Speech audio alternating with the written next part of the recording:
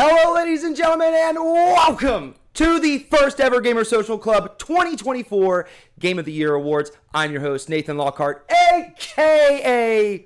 One Hot Dragon, and we got a fun show planned for you this evening. If you are new here, let me tell you a little bit about the Gamer Social Club. The Gamer Social Club was founded a year ago by Dan Jackson. We started as a book club for video games that aren't so mainstream or demand a little more of your attention. Throughout this year, we've played games from Banisher's Ghost of New Eden, 2014's Mad Max, Callisto Protocol, hence the badge, and we've also currently been playing Atlas Fallen. Next month, we've decided we want to play into Suicide Squad. The game is now on sale if you want to pick that up. It's really super cheap on Steam in the winter sale. And please feel free to join our Discord in the description below. This group evolved into a group of passionate people who care about video games cared so much about video games that it has turned into a website where us amateurs write editorials, news, reviews, and guides. We recently hit the milestone of 100,000 lifetime views on our site, and we are beyond grateful for your all's support. Our mission statement is to be a place where gamers from all around the world can come and share their love for video games together in a positive environment. Our goal is to give gamers a platform to share their experiences, to add to the conversation in the games industry, to give more gamers a sense of community, and to bring a little more happiness into your life. Throughout today's show, we will be sharing some segments from our podcast, such as Fraser's Question Corner, Russel's Steamy Reviews segment, and Nathan Shows Its Bits. His bits, my bits. It's exactly what it sounds like. We post a new episode every weekend and would love to have you come hang out with us. Let's get on with the awards. Since this is our first ever awards show, let me tell you how these games were voted in or on. Voted in or on, whatever you want to think or say, baby. 15 people dedicate their time and hard work to this website, and they have voted. Now, between the 15 of us, we have voted in 13 categories. Oh, Baker's dozen. Shout out to Kinda Funny. We did this based off of a point system. The way it works is that if I voted for Space Marine 2 to be my top shooter of the year, it would get 5 points. While if I voted for Flintlock to be my 5th choice, it would only get 1 point. Now that we have that covered on how it all works, here's the categories we're going to be talking about today.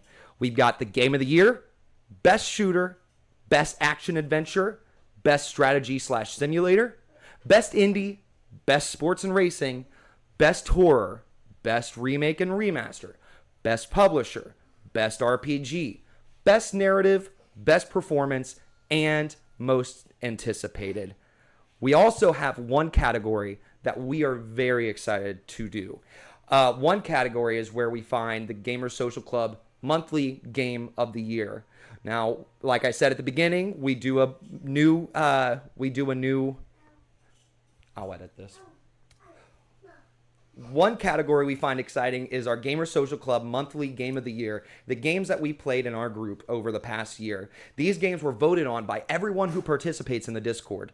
The nominees are Immortals of Avian, War Hospital, Banisher's Ghost of New Eden, and Vampire, Alone in the Dark, and Dragon's Dogma 2, and Scars Above. We've got Enslaved, Kenzara and Hypercharge, Crow Country, Outcast 2, Mad Max, Dredge, Callisto Protocol, Cult of the Lamb, and finally, Atlas Fallen. Before we get into our first award winner, I want to explain how this show is a show that it is a celebration of games.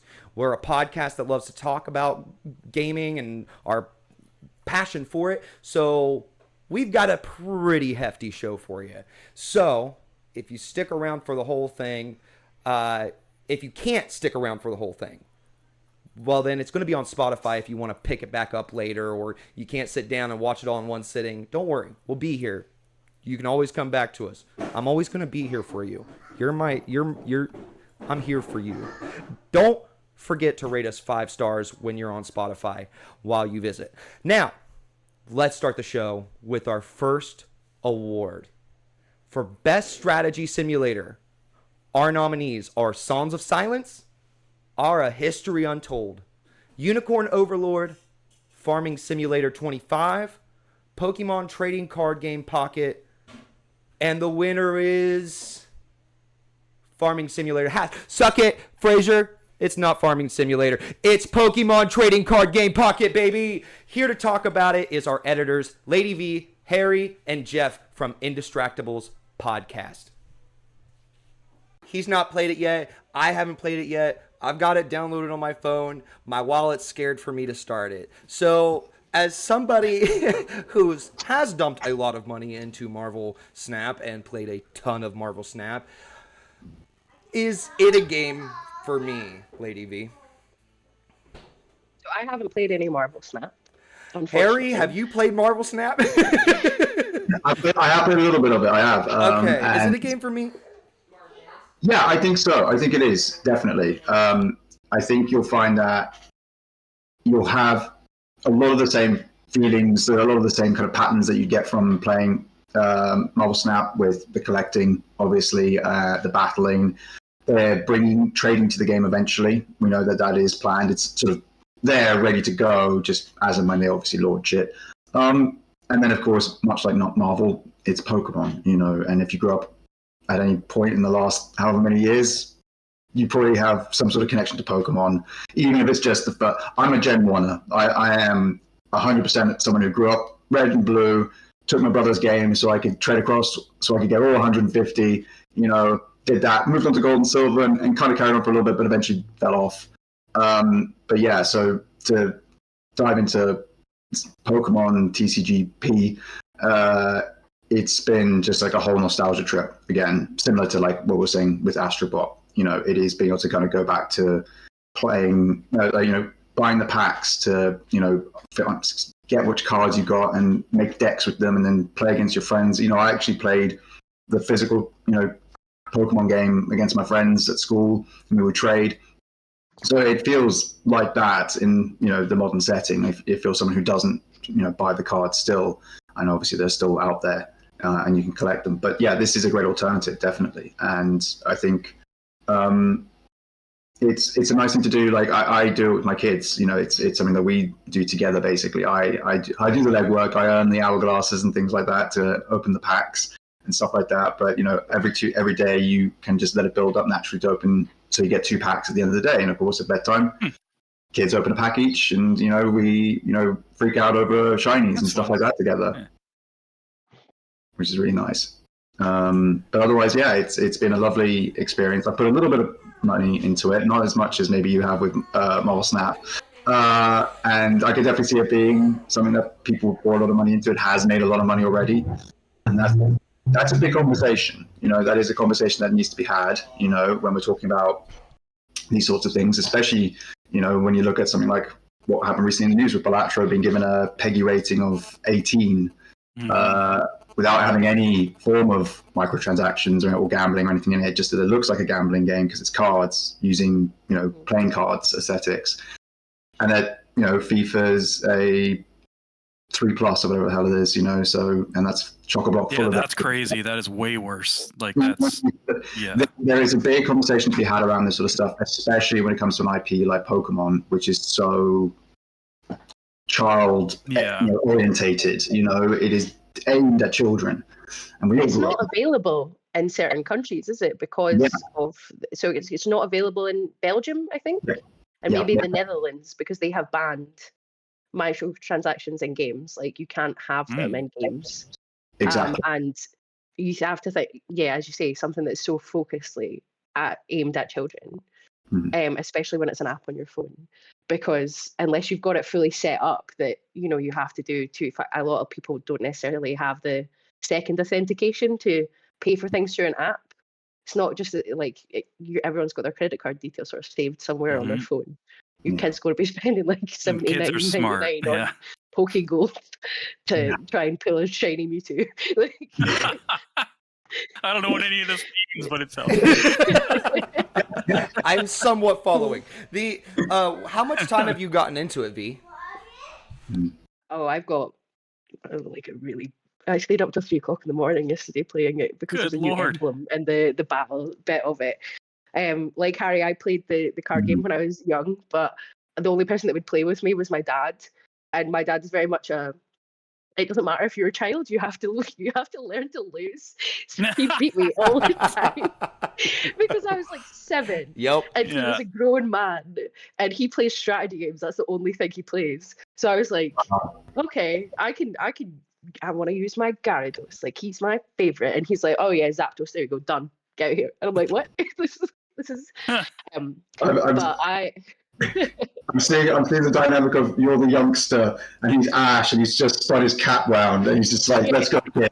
Yeah, absolutely. He is champion Lance and I have just left Pallet Town. And I was just like, what is going on? Yeah. Got my Rattata, youngster Joey, and they're like short. I think I really like it. I think it's a good introduction to the trading card game, especially for younger people, because the battling system is simplified from the standard TCG. I watched some like deck building videos and stuff like that about it, and I have heard that even though we're talking about the microtransactions and stuff, it is generally considered to be significantly less predatory or expensive than something like Marvel Snap. I think, as you say, you get the free packs every day, and unless you really want to like get into like meta deck building and stuff like that, you can still have a lot of fun with just the packs that you pull and what you can play on it. And some of the art is fantastic. I never fell off Pokemon. Like, I have bought a Pokemon game from every generation of Pokemon since I got the full Pokedex in Pokemon Blue when I was like 11 or something like that. They're just like some of the games are just so bad, and I'm like, oh, buy the next one. It's got Pokemon in it. Yep. But yeah, I'm really enjoying it. I don't know if I would put it as my strategy and sim game of the year, but I like, as I say, I did stay up till 3 a.m. playing with my new Pidgeot EX deck last night and causing people with Celebies to rage quit. Is it always you're always playing against somebody? Is that how it works? Like, it's always versus, or are you playing like AI sometimes, or is it? There's solo decks that you can play against, and those are good also because they give you pack hourglasses. So like what Harry was saying, you get the pack hourglasses, and then you can use those to open more packs. So you get like rental decks as well. So you can use the rental decks to beat the AI trainers to get pack hourglasses to build your deck to go. Okay. So then you can build your own decks. I just wish there was more than 15 slots for decks. I've got so many ideas for really stupid. I play a deck with a Wigglytuff and a Beedrill in it, and people never expect it, but Beedrill's a machine in TCG Pocket.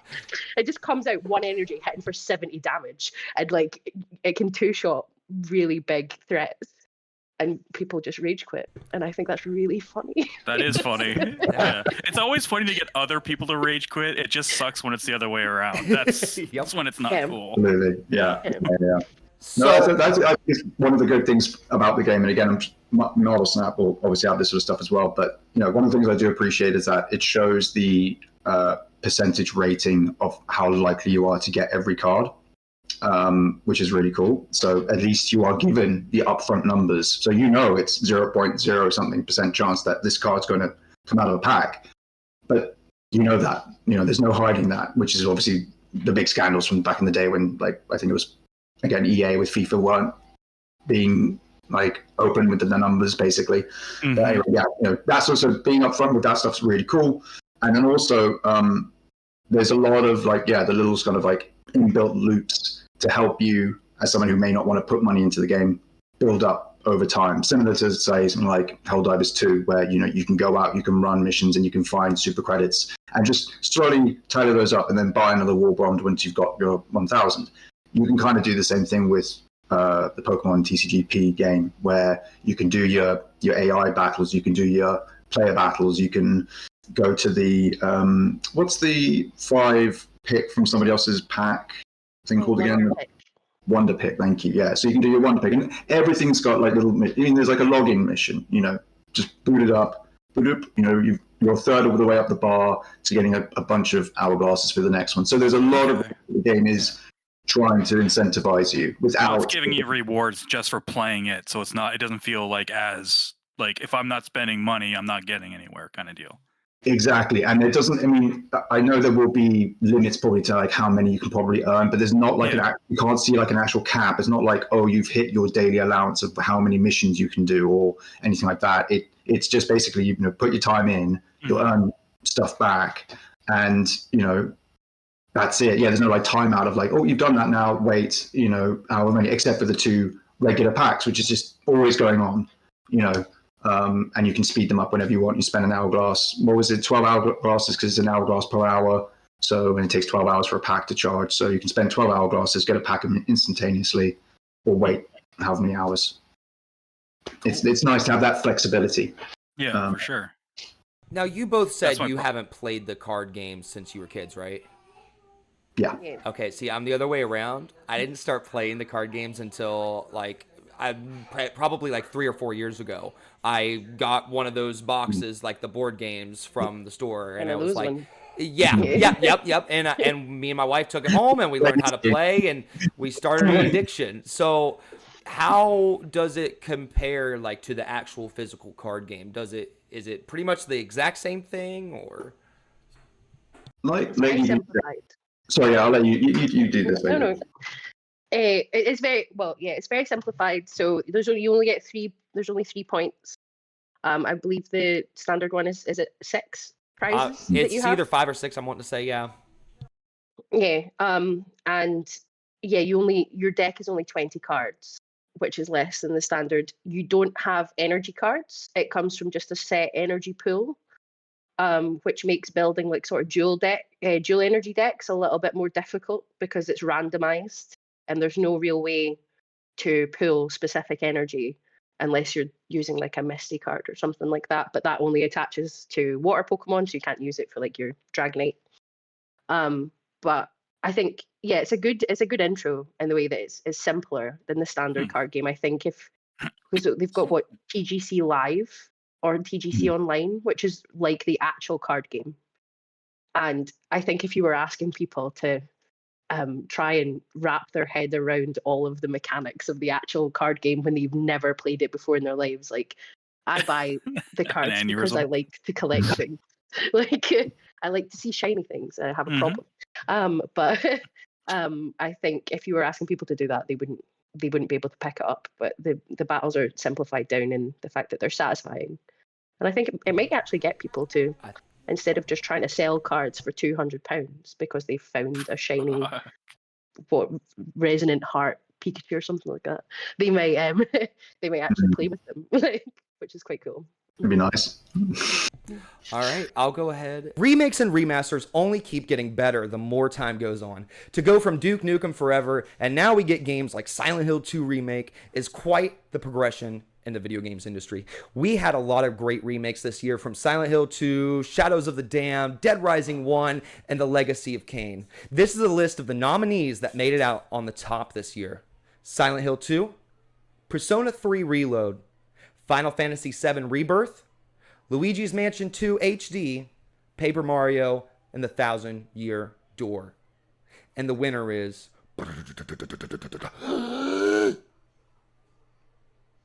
Silent Hill 2. We vary a lot in taste around here, and the horror genre is no exception. Half of our team doesn't touch them, while the other half can't get enough. Our Gamer Social Club horror nominees are Crow Country, Still Wakes the Deep, Silent Hill 2, Hollow Body, and Stalker 2.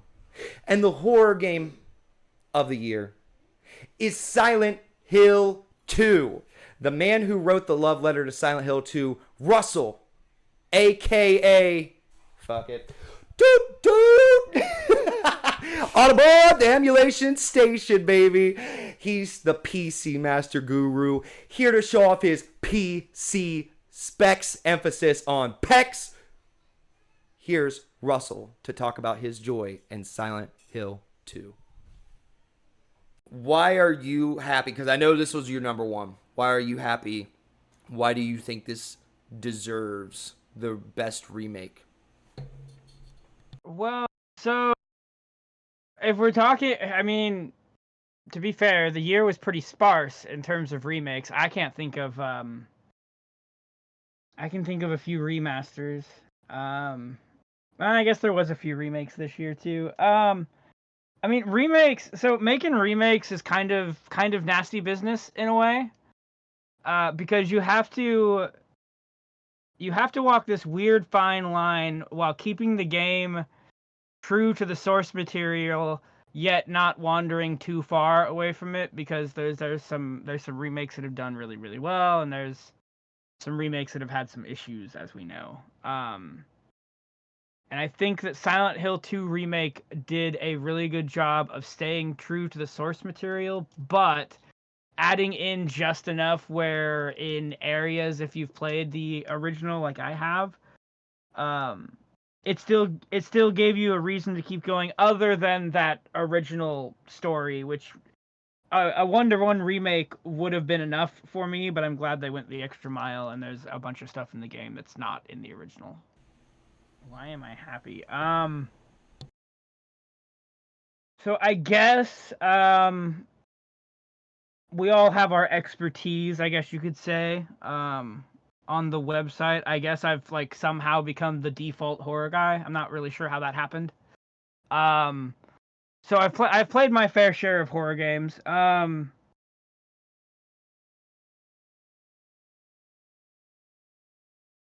None of the rest of the ones that I played this year, and yeah, there's some nostalgia to it too, obviously, but none of the other ones I played just had like the atmosphere,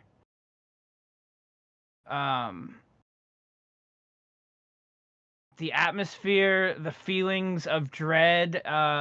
This kind of goes back to the remake question too, but get separate segment. They redesigned the bosses in a way. I'm thinking of one in particular that I don't know if I want to like get too much into spoiler territory, but they did a really good job of remaking the bosses and giving it enough atmosphere where it just the game scares the hell out of you. I guess is the best way to put it. It just absolutely scares the hell out of you. The audio design was great in it. It was just the perfect package in a horror game. It did great with the DualSense stuff, with feeling the rain and the heartbeat and whatnot, which is interesting because a lot of the games that I've played with the DualSense since then, I think for whatever reason, the haptics and stuff feel like shit. So that and all of that stuff together just made it a complete package. So do you feel like it stood the test of time after all this? So are we talking about like in relation, like the story itself, or? I'd say as a whole package. At first, I phrased the question as a remake since it won remake, but since we're kind of talking in both terms, do you feel like Silent Hill 2, for people who are just now playing it for the first time, that it's going to hit them as hard as it did you way back when it first originally came out? I don't know if anything. That was a different time. Because I can tell you how I found out about Silent Hill 2 was I watched a trailer and like 3 or 4 months later it dropped and I went to the store and I bought it. First of all, I would tell modern people to try to stay away from the original because as much as I adore old school tank controls, I know that a lot of modern gamers do not. So there's that. I do. So I'm gonna take your question as you're asking about the story of Silent Hill 2, since that's kind of, what mostly carries over from one to the other, with some added stuff sprinkled in, of course, and some change stuff. I would say yes. And that's in part due to Blooper Team actually doing the story justice and, for the most part, staying true to it. That is probably the best answer I can give that question. Okay. The original Silent Hill 2, I remember. So I'm gonna go off into left field answering this a little bit. It's sort of a direct answer to what you said, but it's not a little bit. I guess I gotta tell a story. So I mentioned earlier about the trailer, seeing it and being like, what the fuck? And going to the store and buying it.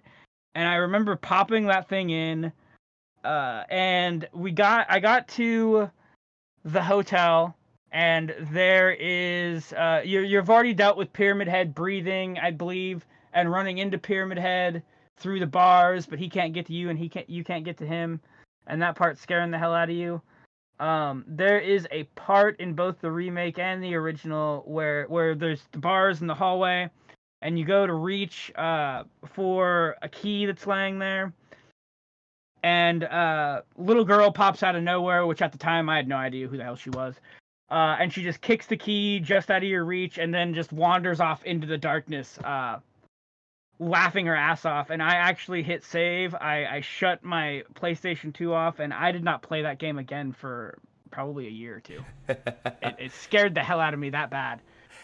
In hindsight, since I've gone back and played the original earlier this year for that love letter, and because I knew that the remake was coming, it doesn't seem quite as scary in hindsight. But shit happens when you're younger. Yep. Just moments like that. I have played horror games to get my blood pumping and get me so creeped out I have to stop. Like I'll play Resident Evil 7 for a couple hours and then have to stop it. The original Silent Hill, even playing it now, or Silent Hill 2, even playing it now, there are moments where I have to do that. I didn't have to do that as much with the remake, but that it still scared the shit out of me, and there were points where I wanted to do that, and I didn't because I was reviewing it. Yeah. So yeah, it seems crazy because it's built into our DNA, the flight or fight response, or however the hell they word it, where you wouldn't want to interact with things like that.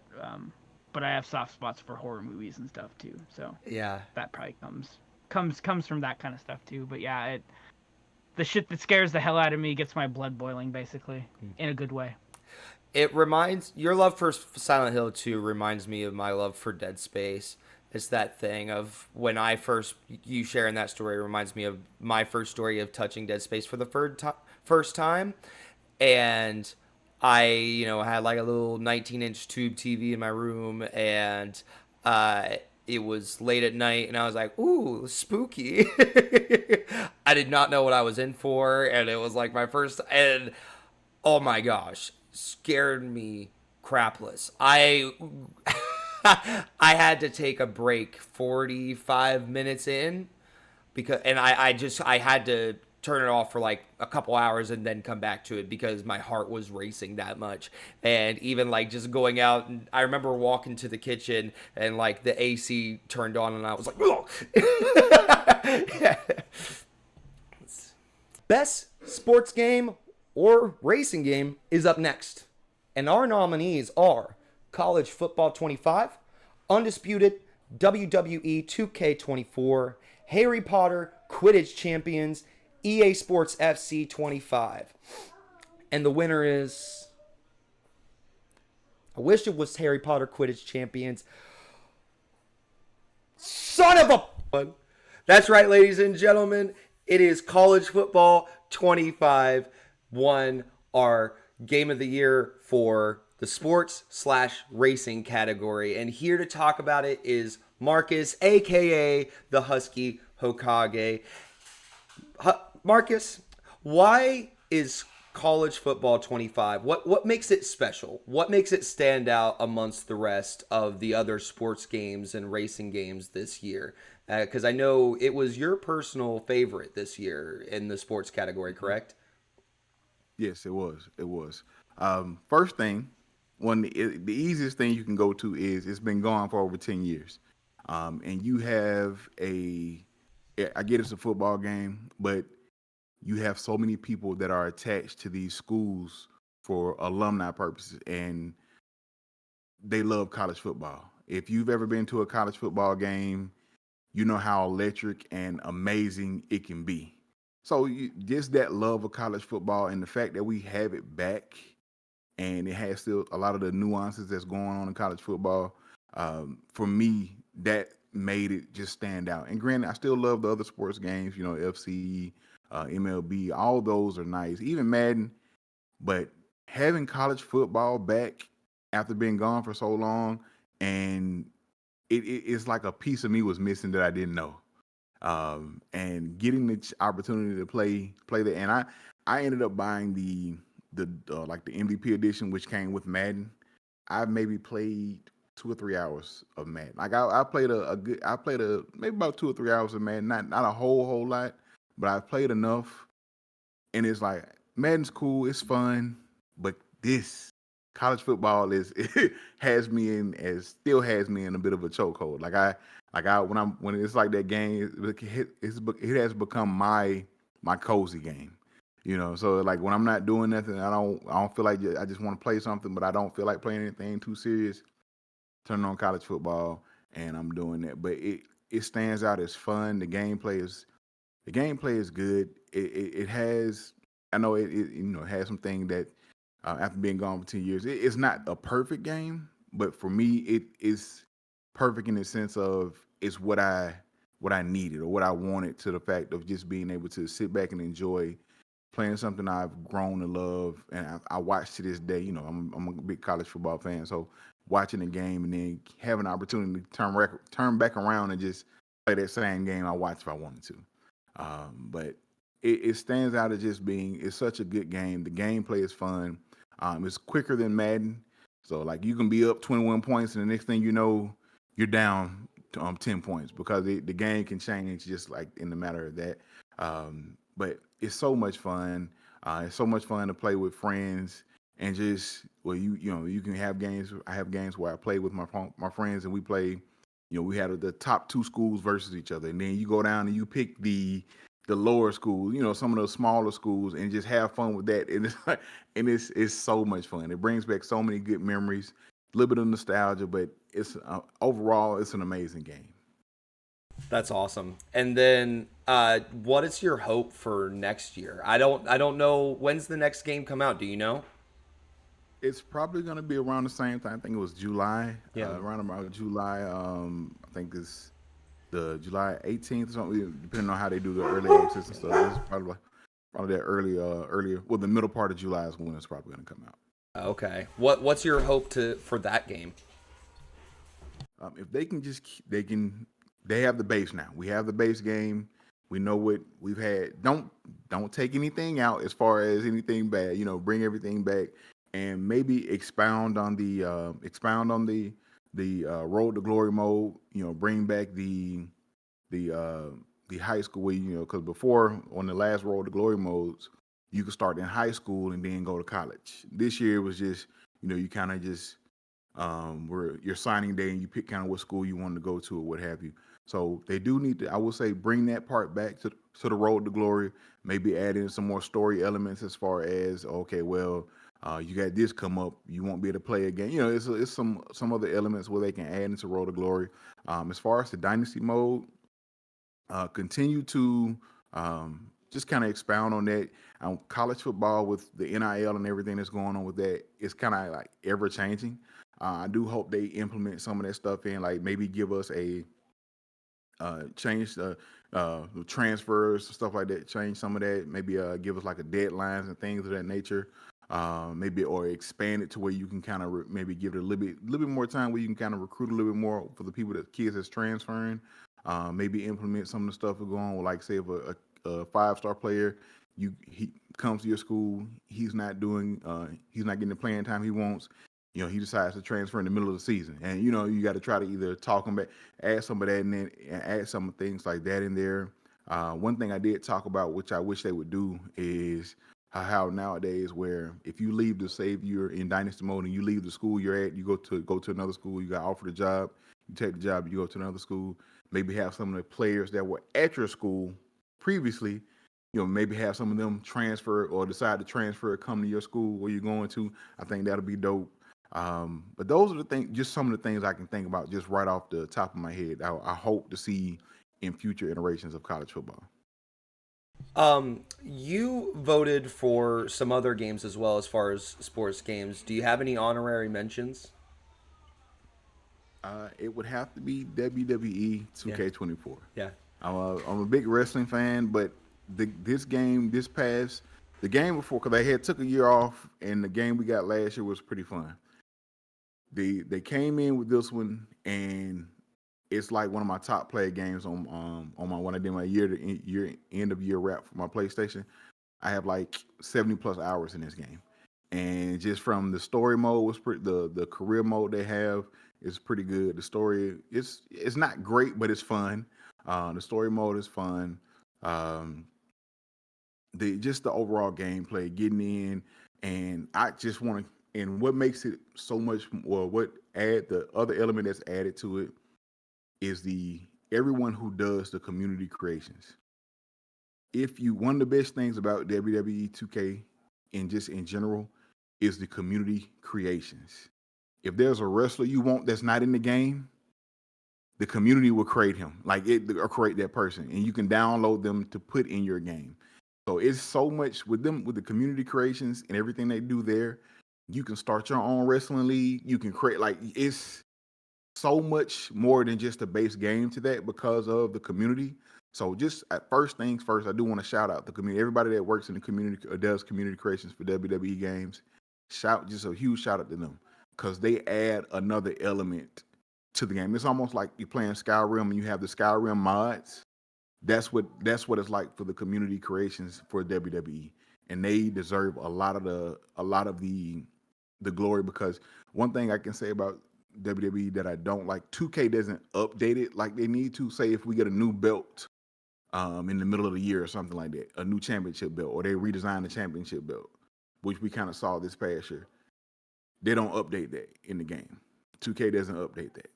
The community does. So they somebody will create a design and create a new belt that you can have that matches the current belt that's in WWE. Which I wish that's one thing 2K I wish they would do more, is update it, just give periodic updates. But WWE 2K24 is so much fun. It's my honorable mention I will have to vote for. Awesome. I love it. I know Russell also he's really into WWE 2K. Yeah. So that's awesome. All right, up next we've got narrative-driven games are my personal favorite. Hellblade 2, Neva, Banisher's Ghost of New Eden, and of course, One Hot Dragon. Come on, Dragon Age people, come on, catch up. Have all had great stories to tell us this year, but our team voted only one to be the best of 2024. Our nominees are Metaphor Refantasio. I think that's how you pronounce it. Tazio. Senua Saga, Hellblade 2, Tales of Kenzera, Zao, Banisher's Ghost of New Eden, and Life is Strange, Double Exposure. And the winner for Best Narrative Game of the Year is Tales of Kenzera, Zao. We've got a lot of passionate people here who love to play indie games. Players in this group we all have a very diverse list of nominations. But here's the list of nominations that we have. Gory Cuddly Carnage, Tales of Kenzera, Zao, Nobody Wants to Die, whoop, Dungeons of Hinterberg, and Balatro. The winner of Best Narrative and Best Indie Game of 2024 is the Tales of Kenzera, Zao. Here is Marcus, a.k.a. the Husky Hokage, to talk about it. This was your narrative game of the year. Why did you vote for this game over all other games this year? So Tales of Kenzera, Zao, the story, the narrative in this game, for me, is what makes the game. It's not really a spoiler, but the story in the game, it deals with grief so as someone who's lost a parent, the game kind of starts off with you losing your father, and just I know how hard it is to deal with that kind of grief, and the way the game goes about dealing with the grief and how it deals with it and the story that it tells and how it unravels is so amazing. And I tell people all the time, man, I get, if you're not a platformer, whatever the case may be, put it on easy. But if you can play this game just to get that story, man, like it hits home and it touches on so much, just a lot overall, and how hard it is to move past that, and how to, and even at the end of the game, you still see the character have to deal with the loss of his father, loss of a parent, and especially for someone who's been a prominent figure in his life, you get all of that. Like you come to some type of resolution, but you still, once again, still have to, you're still faced with that on an everyday basis. But like the story it tells is so amazing. I love that. So I'm just, and I hate to do it, but I'm gonna have to harp back on what I was saying. The story, like the gameplay is fun. I haven't played a platformer in a long time, and this was like one of the first platformers I had played, like just in a few years. And the platform, I thought it was fun. How they changed, how the stuff changed up as you leveled up as you went on. But the story is top tier. That story alone is, like I said, it kind of separates this from other indie games. And I know there were a few out there. There were some really good ones out there, but the story in this, like it really hit home for me, and that's why it separated. That helped me separate it from the others. That's why I've had to pick this as my indie game of the year. Okay, see everything you're saying about both its narrative story.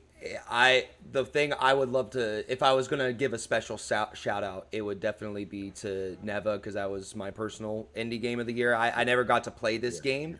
I really like the way that right now I've got gameplay showing, and I love the way this gameplay looks. It's just a game that I just simply never got around to. It hit the backlog hard, but while you're sitting here talking to me about its narrative and what it means to you, it makes me think of Neva and that being my indie game of the year, and how it spoke to me, and how video games speak to us on a level that nothing else really can. And that's what this whole entire 2024 game of the year is all about, is celebrating these games that make us feel things that nothing else can really make us feel. And I just sat there at the end of that game and I just started bawling. And it's crazy because it was just such a chill time. It's just a simple 2D platformer. Like, Kanzera definitely looks a lot more like there's a lot more to it than Neva as far as its gameplay and what's involved in it. And Neva's more of a just like, hey, I'm like guiding my puppy along and we're jumping on stuff. Like, that's kind of like all there is to the game. But it's that story that just like the circle of life, and it's that hits hard.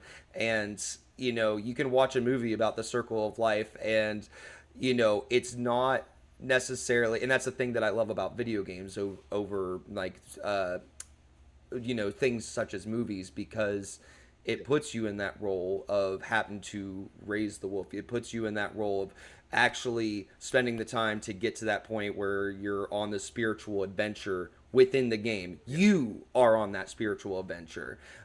You're not watching somebody else go through it.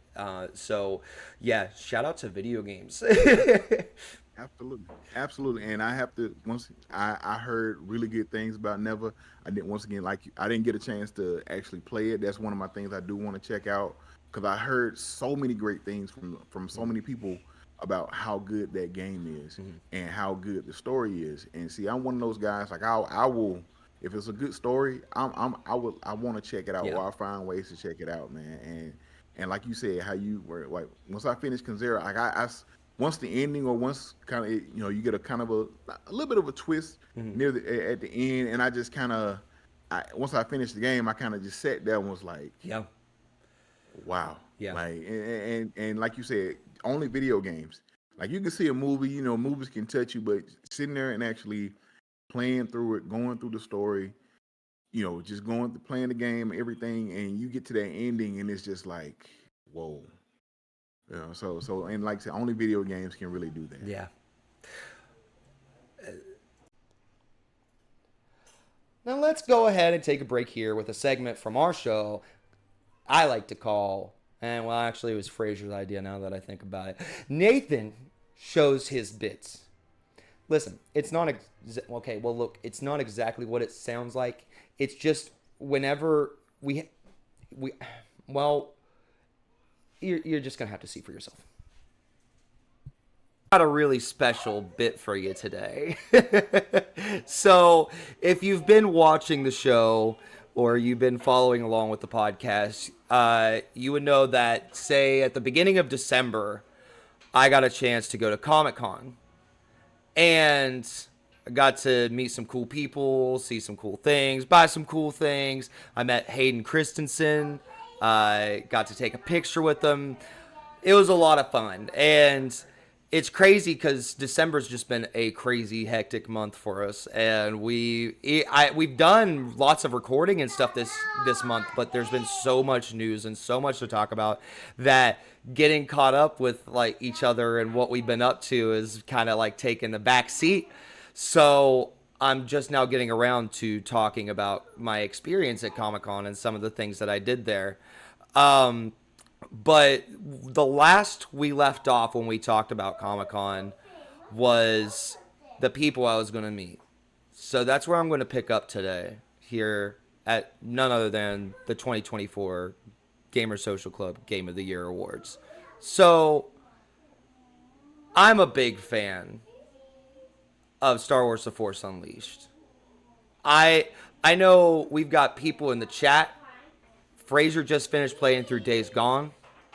Steve just finished playing Days Gone. We got we just played through Callisto Protocol. Now see this, and we're all big fans of Sam Witwer.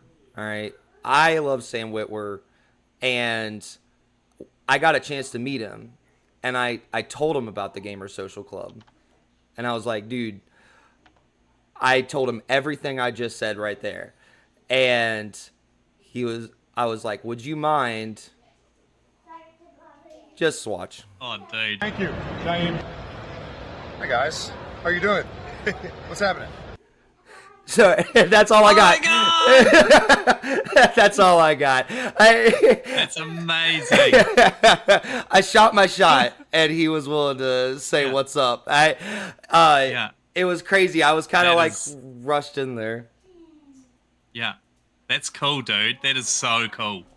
But I got this cool little Star Wars Force Unleashed amazing. sign. That is amazing.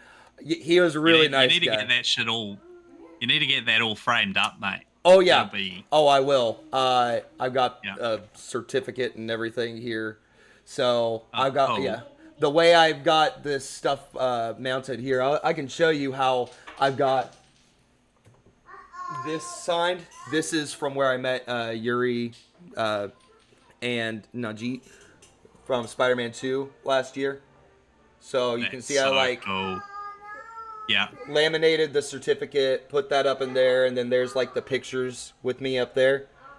So That's so cool, dude. I got something similar for Halo Infinite, where I met Steve Downs and Jen Taylor.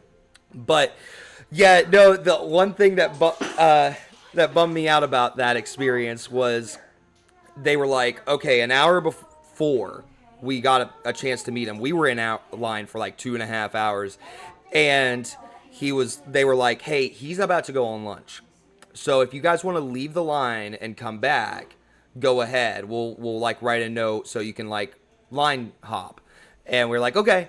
So we're like, we're just gonna go ahead and stay. We're gonna stick around. Thankfully we did, because he ended up sticking around for another hour. He's like, I'm gonna wait and take my lunch break in an hour. And yeah, so then it cut us up closer.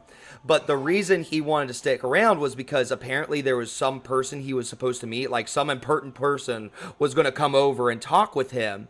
So at the moment that we were recording this video that I just showed you guys, somebody was yelling at him, hey, like, he's here, you should come over here. So so then like right afterwards, I was like going to go take a picture with him or get my selfie with him, and then he's like, all right, have a nice day. And I was like, damn it. I didn't get my selfie with him.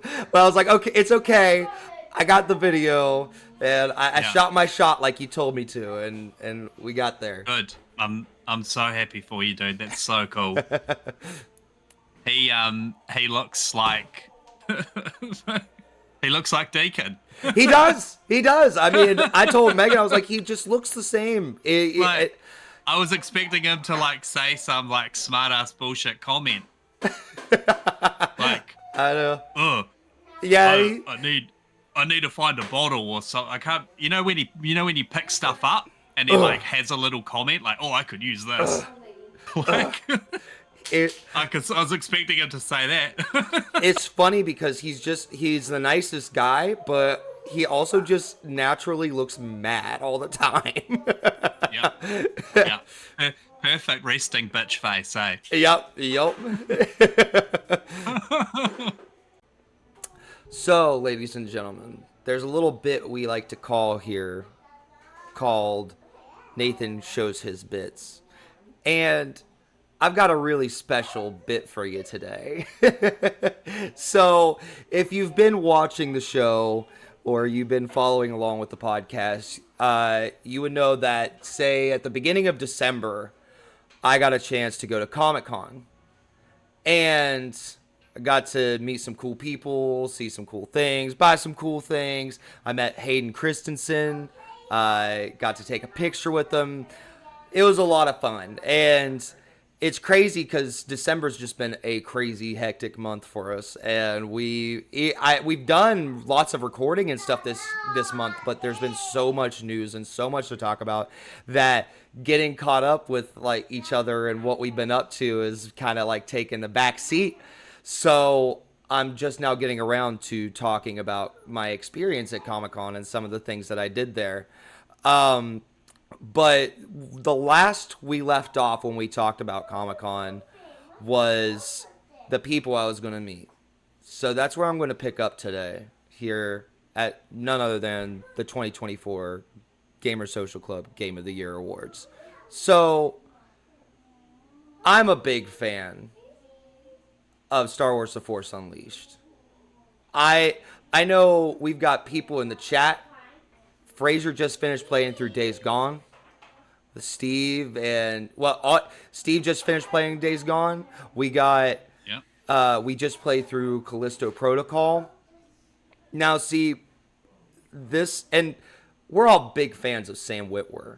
All right, I love Sam Witwer, and I got a chance to meet him. And I told him about the Gamer Social Club. And I was like, dude, I told him everything I just said right there. And I was like, would you mind just watch? Oh, dude. Thank you. Hi, guys. How are you doing? What's happening? So that's all I got. God! That's all I got. That's amazing. I shot my shot, and he was willing to say what's up. It was crazy. I was kind of rushed in there. Yeah, that's cool, dude. That is so cool. But I got this cool little Star Wars Force Unleashed amazing. sign. That is amazing. He was a really nice guy. You need to get that shit all. You need to get that all framed up, mate. Oh yeah. I will. I've got a certificate and everything here. So I've got the way I've got this stuff mounted here. I can show you how I've got this signed. This is from where I met Yuri and Najit from Spider-Man 2 last year. So you can see I laminated the certificate, put that up in there, and then there's like the pictures with me up there. So that's so cool, dude. I got something similar for Halo Infinite, where I met Steve Downs and Jen Taylor.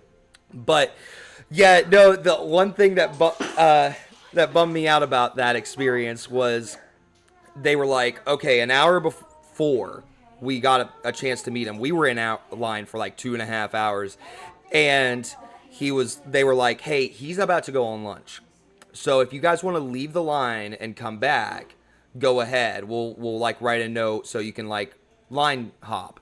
And we're like, okay. So we were like, we're just going to go ahead and stay. We're stick around. Thankfully, we did, because he ended up sticking around for another hour. He's like, I'm going to wait and take my lunch break in an hour. And yeah, so then it cut us up closer. But the reason he wanted to stick around was because apparently there was some person he was supposed to meet, like some important person was going to come over and talk with him. So at the moment that we were recording this video that I just showed you guys, somebody was yelling at him, hey, like, he's here, you should come over here. So so then, like, right afterwards, I was like going to go take a picture with him or get my selfie with him, and then he's like, all right, have a nice day. And I was like, damn it. I didn't get my selfie with him. But I was like, okay, it's okay. I got the video, and I shot my shot like you told me to, and we got there. Good. I'm so happy for you, dude. That's so cool. He looks like he looks like Deacon. He does. I mean, I told Megan, I was like, he just looks the same. I was expecting him to like say some like smart ass bullshit comment. Like, I know. Oh, yeah. I need to find a bottle or something. I can't. You know when he picks stuff up and he like has a little comment like, oh, I could use this. Like. I was expecting him to say that. It's funny because he's the nicest guy, but he also just naturally looks mad all the time. Yeah. Perfect resting bitch face, eh? Yep. As you can see, we are big fans of video game actors. I can hardly talk into this camera while simultaneously acting like a normal person, so I'm not exactly sure how they do it so well. There is one actor in particular, though, that stood out to us the most this year. The nominees this year are Troy Baker as Indiana Jones in Indiana Jones: The Great Circle, Abubakar Salim as Zhao from Zubiri, Tales of Kenzera Zhao. I apologize if I mispronounced that. Melina Juergens as Senua in Senua's Saga Hellblade 2. Joseph Tweedle as Louis Guaburn from Metaphor Fantasio. And Clive Standen as Captain Titus Space Marine 2. We made it. We made it through the nominees. I didn't think we were going to get there, but we did. The winner of the best performance in video games this year was Melina Juergens as Senua in Senua's Saga. Join me as I talk with Jamie, Sniped by a Girl, Fraser, aka F-Bomb, and Russell, just kidding, I'm not going to go through that again, about our joy over her winning in this category. So can you think of a time when you were playing Hellblade and you thought, oh my gosh, give Melina an award? Yeah, so I think anytime you see this woman act in these games, like, she deserves an award. Like, to be honest, like, she's the way she delivers emotion, and obviously Hellblade goes through like a range of everything, and trauma and psychosis and all this stuff. I just think, like, this chick hands down is just awesome at her craft. Like, she's really good. I think for me, like, the ending, I did like Hellblade better than Hellblade 2, but even playing Hellblade 2, I thought, like, she absolutely deserved to get voice actor of the year. She, like, at the end of Hellblade, I think when like the sun comes out and she's like talking about like that, and there was going to be another game, I was really excited because I just wanted to see more of her. And like when Hellblade 2 started out, like when you're like on the boats and stuff like that, and she's going through like drowning and climbing out, and you meet this guy and you got to drag him along. I actually thought something was going to go on with her and that guy in the game. And I was kind of hoping that, because I thought maybe she'd get some healing out of that or whatever. But I just thought, like, their relationship and like the banter between them and stuff, I thought it was really good. And I just think, because she does all the mocap too for the game and stuff like that, she just like the chick really delivers. Like she's just awesome. Like she really puts a good performance in. Anyway. So for me, from the very, very first noise that she makes, you're enthralled in this story. Like, you know, it. Whatever you may think of Hellblade, it is an incredible tale of her and fighting those demons that we all have. We've all got these intrusive thoughts that pop into our heads every now and again. And just the fact that she is like both sides of them. I just think like she just did such an incredible job. And like I recently just played through it again, and it's exhausting. It's like it's absolutely exhausting listening to it all. And it's not even in my head. It's in someone else's head. Like she really brought that emotion to it. And like I just feel like even though all of the other people that were nominated for this award, there was no way that she wasn't going to win this. Not especially with that tech, you know. It's like that even helped give her the upper hand on how well it captures her face and her emotions and stuff. I think that's why she's just the perfect role for this this type of game. Russell, do you have an answer for what stood out to you most about her delivery? I mean, so as far as her and her acting chops, like everything in a way is a rehash of the first one, and that's not necessarily a bad thing. As I loved the first one. I have my issues with Hellblade 2. None of them really have to do with her and her performance.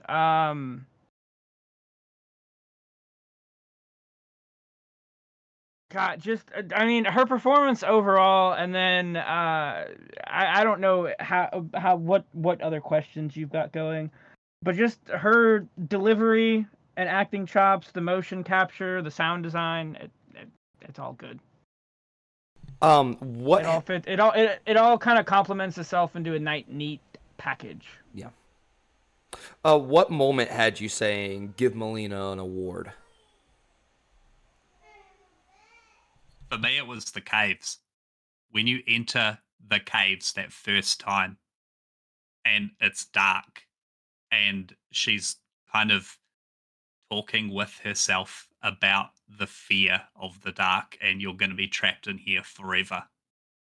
And it's just like this. It gave me chills. Like there's so many different parts throughout the whole experience that were like amazing, but for me it was that. And also the other part was when you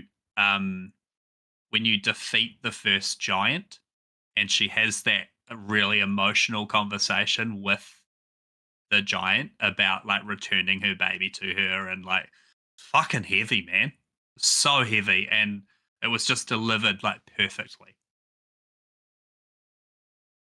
And Russell, do you have a moment? So, spoiler alert, if you're watching this and you still want to play the game, you need to fast forward, like, maybe there'll be timestamps, I don't fucking know. Fast forward till you don't see my face in this segment, I guess. I'll try to be a little vague. So, at the end, the last fight with the king or whoever he was. I can't remember his name either. Yeah, sorry. The game's got a couple flaws in my opinion. One of the biggest ones is, apart from her, I don't think many of the characters are super memorable. So I've had a hard time with names with that game. But everything leading up to that, where you figure out, again, fast forward. Where you figure out he's like basically behind everything. So everything leading up to that, her reaction to that last fight, that's the stuff that stuck out for me. That section. GOTY, whatever his name is. Yeah, I'll leave it at that. If you two have beaten it, you know what I'm talking about. You know the section. Yep. But yeah. I was gonna say if I have a moment, it's that same moment. It's that moment of like realizing her trauma, realizing where it came from, and then realizing that's what she's battling and what she's up against. That was chilling, and the way you could see how much it shook her, and it's the same reason I voted for. Oh shoot, I can't remember his name. The guy who played in Jedi Survivor last year. I want to say it's something Morgan. Yeah. But I know who you're talking about. I voted for him last year for the same reason. During there was just multiple points throughout the game where you can just see how much it hits his character, like, and what he's struggling with internally. And man, it's all about the delivery, and Melina, deserves this award for how well she did. Do you think? Sorry, there's just go ahead. Just one other point. When she loses her friends in the forest, yeah, and you can hear the terror in her, of like, not even about her but her friends, like what's going to happen to these people that she's just met. And there's one point where you can choose which way you go. It doesn't matter because you meet up at the end anyway. But you can choose that first guy that you saved from the sacrifice, or you can choose the girl, Astrid, I think her name is. And this last playthrough, I walked down the path of Faramir, or whatever his name is, and then you look over to Astrid, and then she says some things about how Astrid's an amazing fighter, and like, if you lose her, like, what are we gonna do? Like, there's just so many points in it where you're just like, fuck. Yeah. It's brilliant. We got so much to look forward to in the year 2025. Judas, Chronos, Assassin's Creed Shadows, Kingdom Come Deliverance 2, Yakuza Like a Pirate, Monster Hunter Worlds, Doom Medieval, Fable, Ghost of Yotai. Wait, am I forgetting one? Oh, yeah, that's right. Grand Theft Auto 6 mother is these 5 nominations. Ghost of Yotai, Civilization 7, Fable, Atomfall, Clair Obscur, Expedition 33. There is only one that we could all agree on. Most of us had it in our top 1. A lot of us at least had it in 2 or 3. And if you can guess it correctly, I'll give you 100. I don't know what I'm doing here. Like I said, I can't talk normally on the camera. And it's Fable. It's Fable. Again, Jamie joins us and the Husky Hokage to join for a conversation about how freaking hyped we are for Fable. Hello. So, Fable, it's the most anticipated game, and I am here with Jamie, aka Sniped by a Girl. Jamie, how are you? I'm good. How are you? Oh, I'm just fantastic. So, how stoked are you for Fable?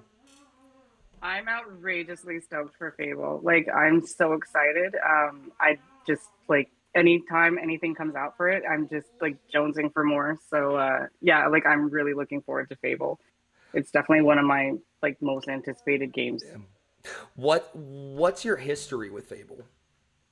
So, I started with the original Fable, and I never played Fable on Xbox. I didn't own the original Xbox, but I bought Fable for my PC. I don't know how many years ago it was now, because they did release it on PC, and it actually was like just so great. Like, it was so good, and it got me so sucked in that that's what got me to go buy the 360, like, when it came out, because I was just so into Fable. And then I was like, okay, like, what else does Microsoft have that's, worth playing? So yeah. Do you think Turn 10 has what it takes?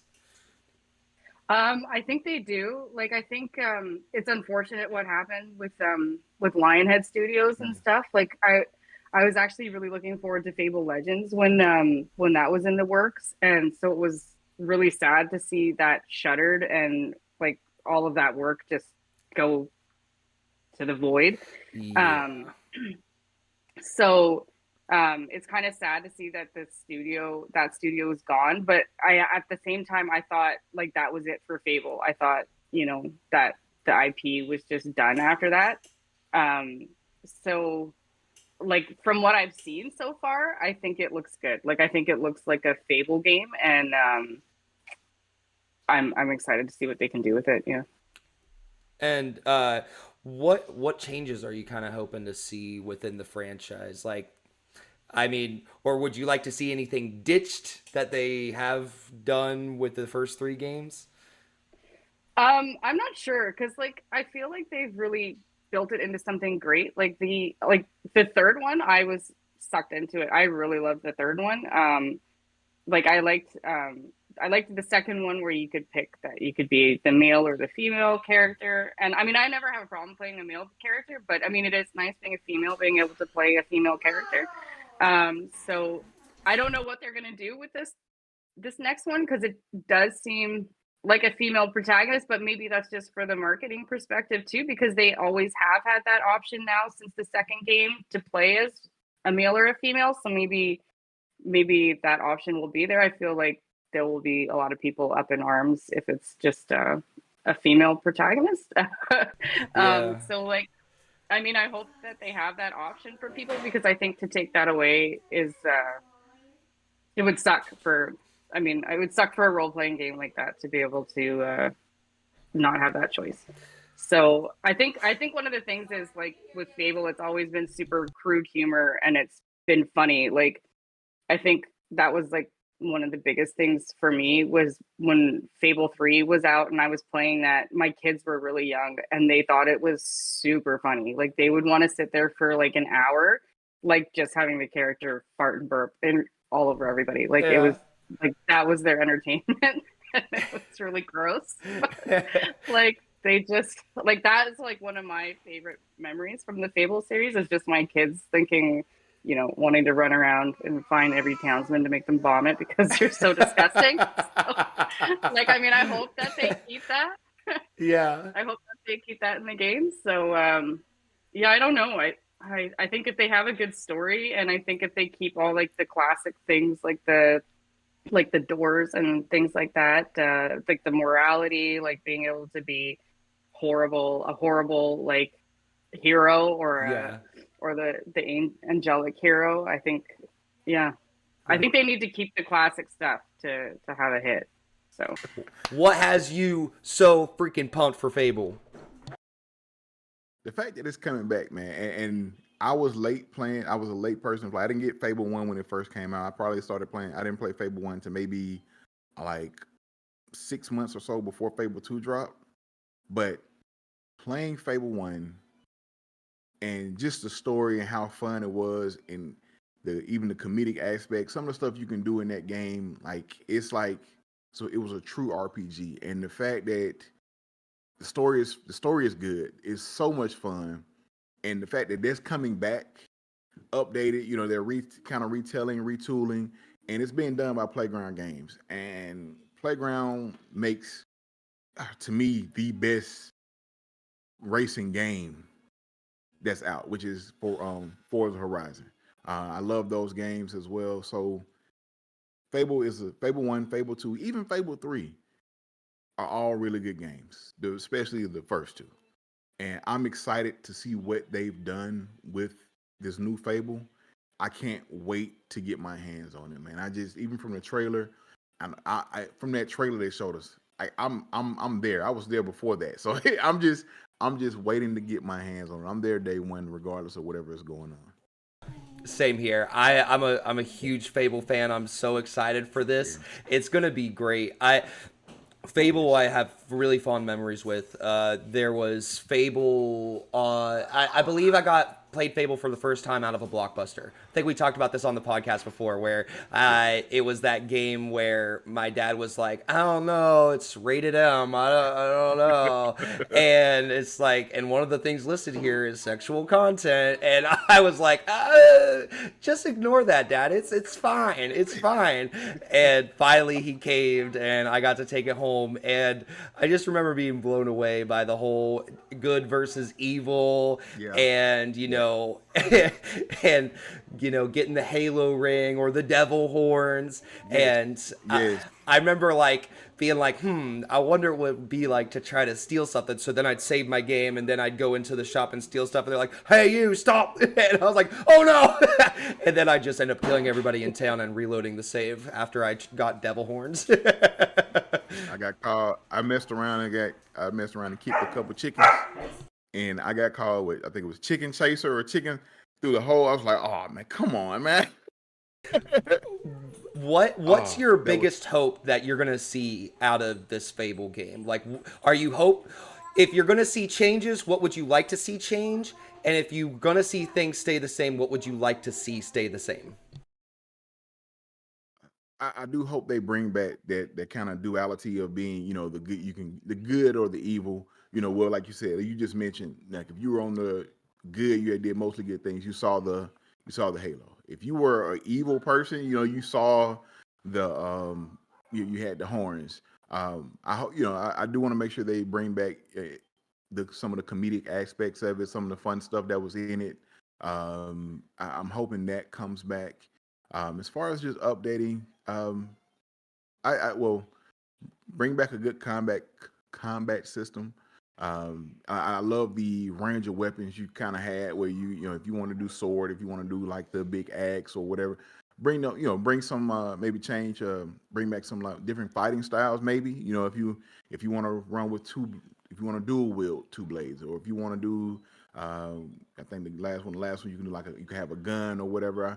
Bring back some of those aspects as what they would maybe put in some of the aspects. I know people don't want to hear this, but like what they were doing with Fable Legends, where as far as you could have like I'm not I don't want that part, but like bring back something where you could pretty much choose like if you wanted to be like a range attacker, or if you wanted to be a melee, you wanted to do more magic or whatever, sprinkling some of those elements. So if you want to be more magic focused and you don't want to have a melee attack, you can do that. If you want to be pure melee or warrior, like have the elements there to where you can choose kind of your fighting style or whatever.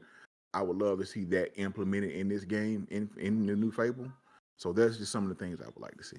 Yeah, almost kind of like maybe even more of like a Diablo 4 kind of skill tree where you're able to kind of go in and rededicate things. Maybe it's not you need to completely restart the game. It's like, okay, I've been a mage up to this point, but I think I want to refocus myself and be more of a combat person. That would be super sick.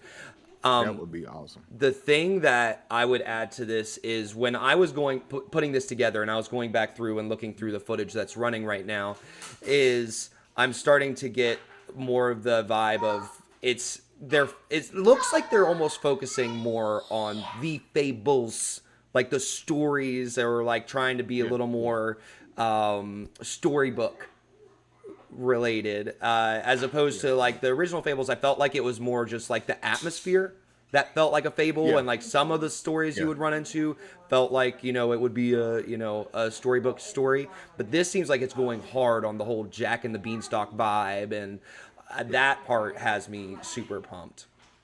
I think that's gonna be fun. It's gonna definitely add a different element. So I like, once again, I'm with you. I'm excited for the game. So I'm with them.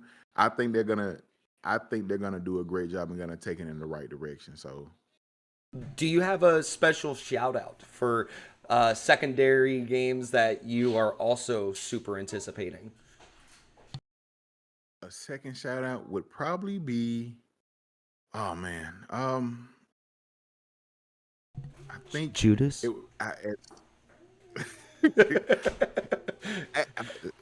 I am not. It's surprising. I'm not a big BioShock fan. Oh, really? Judas is one okay.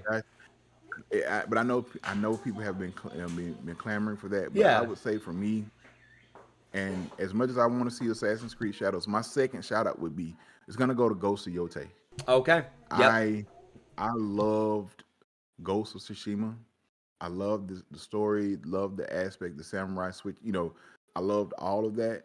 So I can't wait to see what Sucker Punch does or the story we get in Ghost of Yotei. So I can't wait for that. That's my second. That's a great shout out. That's a great shout out. Yeah. Time for the best RPG. of the year. It's tough competition when talking about Metaphor ReFantazio, Persona 3 Reloaded, Dragon Age The Veilguard, and Star Wars Outlaws, and that's just the ones off the top of my mind. So why don't we cut right to the chase?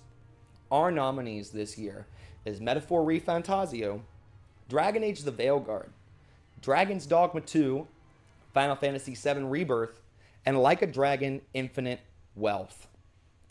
The winner of Best RPG of the Year is Metaphor ReFantazio. I sat down with Candy Bomb and Latalis Venator to talk about why Metaphor is worthy of this award. Okay. So, Metaphor ReFantazio won Best Art Direction and Best... Wait, sorry, what was it again, Candy Expo? Narrative. Oh, also, you could just call me Candy. You don't have to do Candy, the whole thing. Candy. Okay. It was narrative, art direction, and RPG. Okay. So I am joined by Candy X-Bomb. We're just going to call her Candy. Then I also got Latalis Demondre here with us tonight. How are you, Demondre? Just fine. Cool. So we're talking some ReFantazio. So Demondre, sell this game to a JRPG player. And for those of you who don't know what a JRPG is, what is a JRPG? Well, a JRPG is, well, for the most part, it's an RPG that's just made in Japan mostly, but many of them follow a similar theme of like a bunch of a different squad of characters all meeting up, whether they knew each other prior to or just meeting up along the way, and they all go on a quest to save the world. Typically, in a sense, many ways, JRPGs are almost like interactive animes. They have a lot of anime tropes, a lot of epic set pieces, gigantic boss battles, things like that. But a common thing between all of them is that they all have a heavy team aspect for the most part. Like that's typically what sets some of the JRPGs apart from something like like Skyrim or like the Outer Worlds or things like that. Yeah. And then sell this game to somebody who's not played it or doesn't know what they're getting into. If you ever watch something like The Legend of Vox Machina or like a high school themed anime, imagine that, except for you're the one controlling everything. Because the thing about Atlas RPGs in particular, oftentimes you're making kind of making the character your own in a sense, because like they do have a set personality, but you choose their responses and things like that. You typically choose their name as well, like what you want it to be. So the character is kind of you in a sense. So basically you're the anime protagonist. So okay, that's cool. Now, Candy, were you a Persona fan? Yeah. To say I was a Persona fan might be understatement of the year. Oh, okay. Okay. When I got married, my husband and I had Joker, Morgana, and Queen from Persona 5 on our wedding cake. Oh, okay, that's awesome. It's a little bit of an understatement. So that's perfect, because what I was going to ask was, where does Metaphor hold up as like a spiritual successor? Like, did it hold up to your standards of what you were expecting from that studio? 100%. It took everything that is beautiful about Persona, in my opinion, and then just raised the stakes. And I think Persona 6, when we eventually get it, is going to have a hard time following up in some ways. It made it accessible to people who maybe hadn't even played a Persona game before, because while there is a grind and a relationship aspect, it is not dependent necessarily on how you respond to the characters. It took out the romance element so that everything felt more serious, which romance has been a fairly big part of Persona 3, 4, and 5. So they took things that people loved, made it better, and then got rid of things that maybe not everybody cared so much about, right? The idea sometimes of being a teenager and romancing other teenagers, or spoiler alert, sometimes your own teachers, can scare people away, right? Yeah. Or creating a harem. Right, creating a harem, right? That's not in this, which for the story that they were telling was really good, and it was good that they didn't force it in. So I think as far as spiritual successor, bringing in the right people who work for Atlas who had previously worked on Persona games was all I can say was that it is like top tier, even in doing a whole different scenario, right? You're not in Japan anymore. You're in this other world. You're not a high school student anymore. You might be high school-ish age, but you are now like a person that has these deeper motivations and these really life-changing challenges to overcome. So the stakes are just that much higher. So I loved it. I think it was a great spiritual successor. And Persona 6 is... Ooh, I'm nervous for Persona 6 and what they're going to do. Well, when you say nervous, what do you mean? Like, you're nervous about changes, or? So, a little nervous because... all right, so I know this is going to go a little deeper than your original question, but one of the head guys who worked on Metaphor, and I apologize that I'm blanking on his name right now, he left the studio that was working on Persona because he felt they were going to move in a different creative direction, and that was why they created Studio Zero to then work on Project Fantasy, which is what became Metaphor ReFantazio, right? So now you're going to have a whole new person sort of leading this Persona 6 charge, knowing who left this behind and what the legacy is now sort of become. Okay, that kind of sinks in well to the next question I was going to ask Demondre, because I was going to ask you, do you feel like this game, like the studio, do you think that they can basically pull a From Software, where From Software came out, they had done Dark Souls, and they were known for being the Dark Souls people, and then basically off of that name alone was able to, break records with Elden Ring. They, got in all this new attention and all these new people. Do you think that Atlas can now do anything they want from here on out and it's just going to pop off? Or do you think now, like Candy's saying, is people are mainly just going to be concerned about Studio Zero and keeping an eye on them and what they're doing? No, I don't think that's the case, because here's the thing. Persona 5 Royal was already extremely popular on its own. Like that and Persona 4 as well, to a lesser extent, that already put the series on the map. And the thing about Atlas RPGs, they all share similar themes, but each one manages to stand on their own. Like, you can tell the difference between Persona and Shin Megami Tensei, or like even something lesser known like Soul Hackers. Like, they all have the similar themes. You can tell it's an Atlas game, but each game manages to stand on their own more than enough.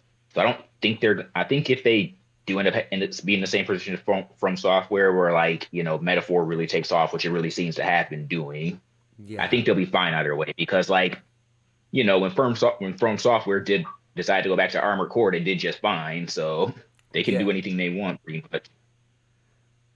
So, Candy, I they say there's no such thing as a stupid question, but at the end of the year, where's Metaphor at for you?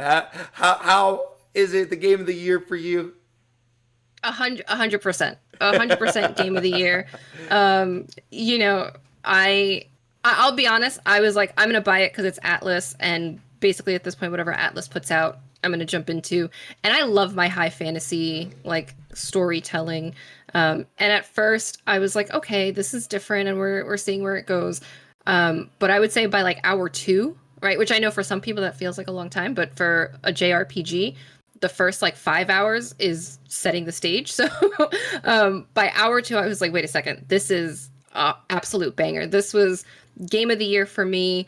And I'm someone who grew up like loving Final Fantasy games to the point where like the first poster on my wall was like Tifa Lockhart because I thought she was so badass, right? Hell yeah. And I ranked this above Rebirth.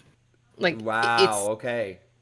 I loved Rebirth, but if I had to pick one game of the year, like this is it. And I think, a lot of it also has to do with, where we are as a general society. And I'm not going to talk politics, but like seeing a whole thing about like, oh, the will of the people and what the people are looking for and how are we like navigating this and what is important to people.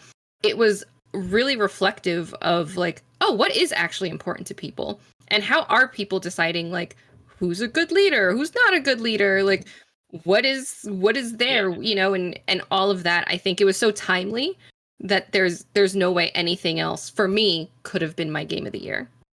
Yeah, especially with what's happening in America now, Metaphor hit really close to home on a lot of parts. 100%. I mean, yeah. It's just like, as I'm playing it, I'm just like, oh my God. It almost felt like, if anything, I would almost say like, wow, was this game too late? Like, should this game have come out like 2 years ago for people to like reflect? And I know that was part of what they were trying to do with this game, right? Is get people to reflect on things. And they do that with, I will say Atlas does that with most games, because even the Persona games, there's a lot of reflection and thinking about things, whether it's, why do you rebel against evil or how do you accept yourself, right? And there's always this theme, so that was very pertinent. So I was like, wow, maybe this should have come out like a year or two ago, right? And it didn't, and that's fine. But it's very interesting to see these parallels with characters and how we interpret them and how they come across. What are you hoping to see in the future for Studio Zero? Are you hoping for just more ReFantazio, or are you hoping they move back to Persona, or what's your hopes for them?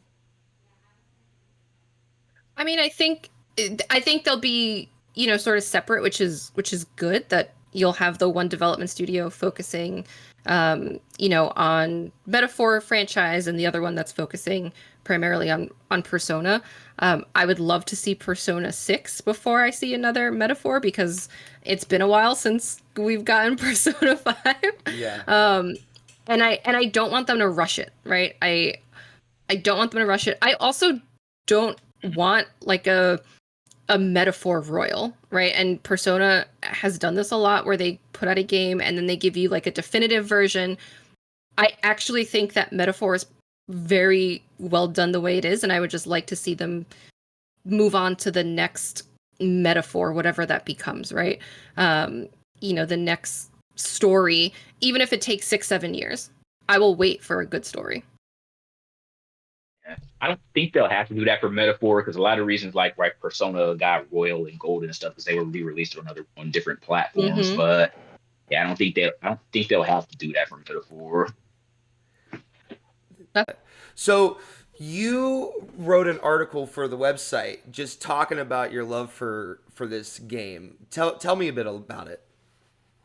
Yeah. So when I finished the game, it was the first time in a long time that I actually felt almost empty. And I was like, I'm going to miss these characters and this setting and this world. And yep. I realized that from that emptiness, I was like, I need to talk about this. But I didn't know anybody else who had played it. Yeah. So I was like, what do I do? I relate to this. So I just wrote, right? I was like, I'll write something and I'll put it out there, and maybe somebody who feels the same way will stumble across it and know that somebody else is feeling this way. And it was just really good to explore all the inspirations that came of it. And I don't want to spoil anything about the story for anybody who is going to play it. But there's just so much art in it, right? So even people who maybe don't love JRPGs, but like the idea of art finding its way into video games, right? There are boss fights that are inspired by different like classical paintings that you can find. And it's like the way they brought this in is amazing. And then the music, right? I mean, the battle music is a banger, right? There's no better way to say that, right? When my man starts like rapping in Esperanto, he's got bars. Okay, I don't know what he's saying, but he's got bars. So it was just like, how do I get across how special this game felt? And at the end of it, even though I say like I felt empty because the game was over, there was still this feeling of hope, right? And this feeling of, all right, even if things maybe kind of suck or things are a little hard or whatever, like hope persists and in the ways that it persists. And I think that was like super special in the way that was done and the feeling that it left me with. You know, so I hope that other people get that from the game. And if you need a little bit of hope with a side of some darker stuff, like check out Metaphor. Yeah. See. Yeah. Oh, did you have something to add, Demondre? I was gonna say, like, the characters in this game are definitely extremely well done, because like by the end of it, it's one of those games where you actually don't want to kill the main antagonist. Mm-hmm. Yeah. All the characters just they're so well written. You know, there's I feel like there's a character for everybody. I think there's a character that either you will relate to, or that you will wish was like in your corner rooting you on, you know, or, you know, is like an adoptive parent of sorts, right? And when you get to that point, you'll know what I mean. Yeah. Yep. But so there's something for everybody there, which I think is something that, again, they sort of improved from the Persona series, and the way they introduced the characters so that they felt familiar was better than some of the ways it's been done in the Persona series, you know, occasionally. So I think it's just the connection that you can build with these characters is so much sort of stronger. And again, it may be because the stakes are raised. It may be because some of them are adults, and I'm talking as a 30-something-year-old woman being like, I can't relate to teenagers in exactly the same way, right? But there's something special about all of them, and I hope that people give it a chance. And I mean, that's the thing with even like Pokemon. It's like at no age do we really grow out of being the kid from Pallet Town, you know? More or less. What? I'm sorry, can you hear me? Yeah. Oh, okay. I thought he said what? Okay. But yeah, I can just tell as you're talking about it, this is your Mass Effect for me. Like, for me, Mass Effect is my favorite game of all time. I can't shut up about it. And when I did finish Mass Effect 3, it was that thing of 2021 was a horrible year for me. And I barely got any video game time in at all throughout the year. Like, at the end of the year, I think I got in like roughly maybe 200 total hours. And the main game I played was the Mass Effect Legendary Edition. So I played it from release, and then I finally wrapped it up around Christmas time. And I was in that same position as you of, I don't know what to do with my life now. I definitely get that. I definitely get that, because Mass Effect is my favorite trilogy, and Mass Effect 2 in particular is my second favorite game of all time. So yeah. So okay, so I got another fellow Mass Effect lover here too, huh? Yeah. Okay, cool. Yeah. All right. Let's go ahead and we'll stop it there. We love our diverse group of games we've played each month in the Gamer Social Club. This is the only category that was voted on by the entire club. Again, those nominees are Immortals of Avium, War Hospital, Banisher's Ghost of New Eden and Vampire, Alone in the Dark, Dragon's Dogma 2, Scars Above, Enslaved, Kanzara, Hypercharged, Crow Country, Outcast 2, Mad Max, Dredge, Callisto Protocol, Cult of the Lamb, and Atlas Fallen. So, I'm going to do a countdown. Coming in at number 5 is Cult of the Lamb. Number 4, Callisto Protocol. And in third place, we got Tales of Kanzara Zao. Second place is Dredge. And if you've been in this group, this shouldn't be a surprise, because our winner of the first ever Gamer Social Club Group Game of the Year is Banisher's Ghost of New Eden. Consider this our fun little halftime show for you. I had a nice special surprise for everybody, and I got a chance to share it with two different groups of people. So I edited it together for you guys, and it's a fun little reaction video. I hope you guys enjoy it. All right, guys. So this is it, the moment I've been waiting for all year. See, I thought of this idea back when the Xbox 360 was, you know, the store closed down. And I was like, no, that seems like something better held off until the Game of the Year show. So I take honesty very seriously.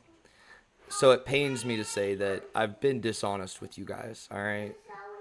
I've been dishonest with the community, been dishonest with Gamer Social Club, and I think it's time I told the truth.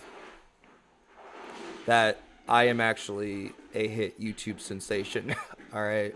I am actually internet famous. Oh my god! And have been. You just please tell me that this is you in the hoodie. No, and that you are rapping. I want some gangster rap. Just some. Just let's just watch. Okay. Oh wait, hold on. Reference. This was filmed in 2011, 2013. So the hit song I Love You Like a Love Song Baby was currently very hot by Selena Gomez. Okay.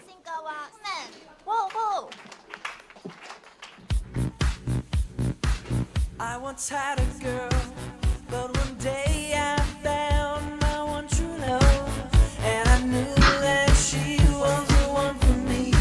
So we had a date, and I played all night. Oh my god. Best of all, it was beautiful. My dreams came alive. Wow. It was magical, mystical, and I left my own. It's got the Wi-Fi adapter on it too. And I told her these 5 words. I love my Xbox 360. I love my Xbox 360. Oh, fucking. You were picking up some Cliffy B tips on this one, weren't you? Oh my goodness. Oh. Amazing. Fun fact, those are all my games. Those are overly shiny 360 cases there. They I ain't, keep good what's been care going of my on there? games. Okay? I keep good care of my games. Oh, I'm sure you take extra care of your game. It's amazing. Play all my favorite games and movies. You just read the discs so smooth, and you keep track of my game score and achievements. Oh, Larry.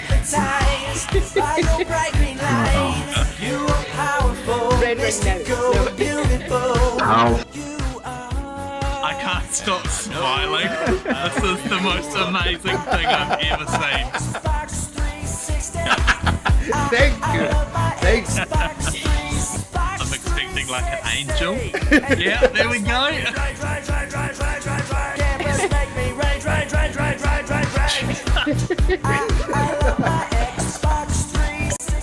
That's you, right? That's me. That's me. Oh. That is amazing. That is. Did you do your voice before Hold on, my solo's coming up. Your shape is square. You are more square than this. Skyrim on my screen, level 39. The game that goes on and on. My Xbox 360. I love my Xbox 360. I love my Xbox 360. And cameras make me right. Who's that guy in the background? I know he's in this. Kind of. Oh my god. Oh, the screen and screen. That's some next level tech right there. That's it. Oh, That was a thing. my dog. I'm going to have to unplugged put my headset. Xbox 360 in the cupboards, and I can't look at it anymore. It's like underneath the No. TV, and I'm like, This is the saddest thing. That is so fucking catchy, and it's gonna be in my head all day. My 360. You're welcome. Oh my gosh, it was so fun making that. I mean, it was well done, man. I'm not gonna, like, that video was actually well put together. Oh well, Great thank editing. you. I liked it. Yeah. Thank you. Yeah, that was mainly on my buddy. He did all the lyrics and stuff. I was mainly just there, and like he's like yell things into the microphone. I was like, okay.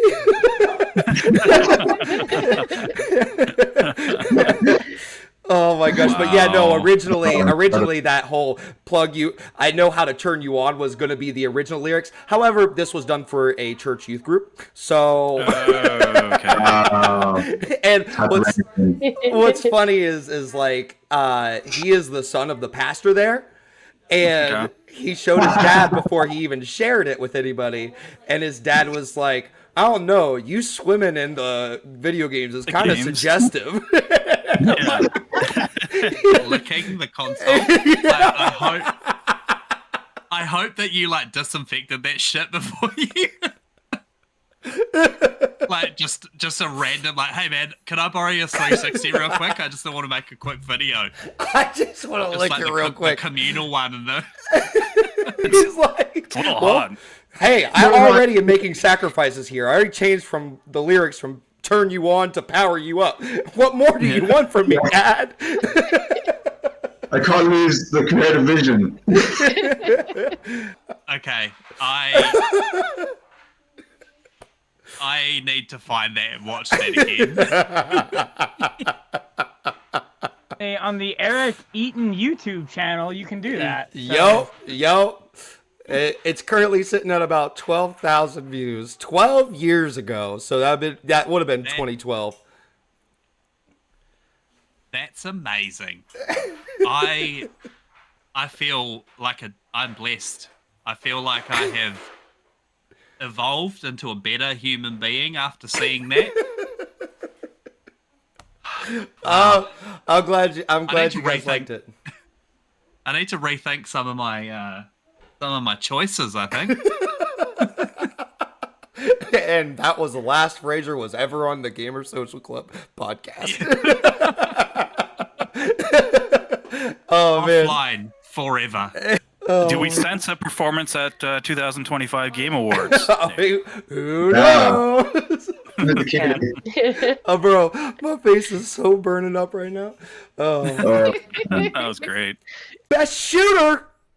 More like Space Marine 2. Am I right? Just kidding. That was just my vote. The nominees we voted on were Black Ops 6, Helldivers 2, Stalker 2, Warhammer 40k Space Marine, and Angerfoot. There can only be one winner in this category, and it is none other than Space Marine 2. Here to talk about it is superfan F-Bomb Fraser. Tell me, how excited are you that Warhammer won Best Shooter of the Year for us? I'm really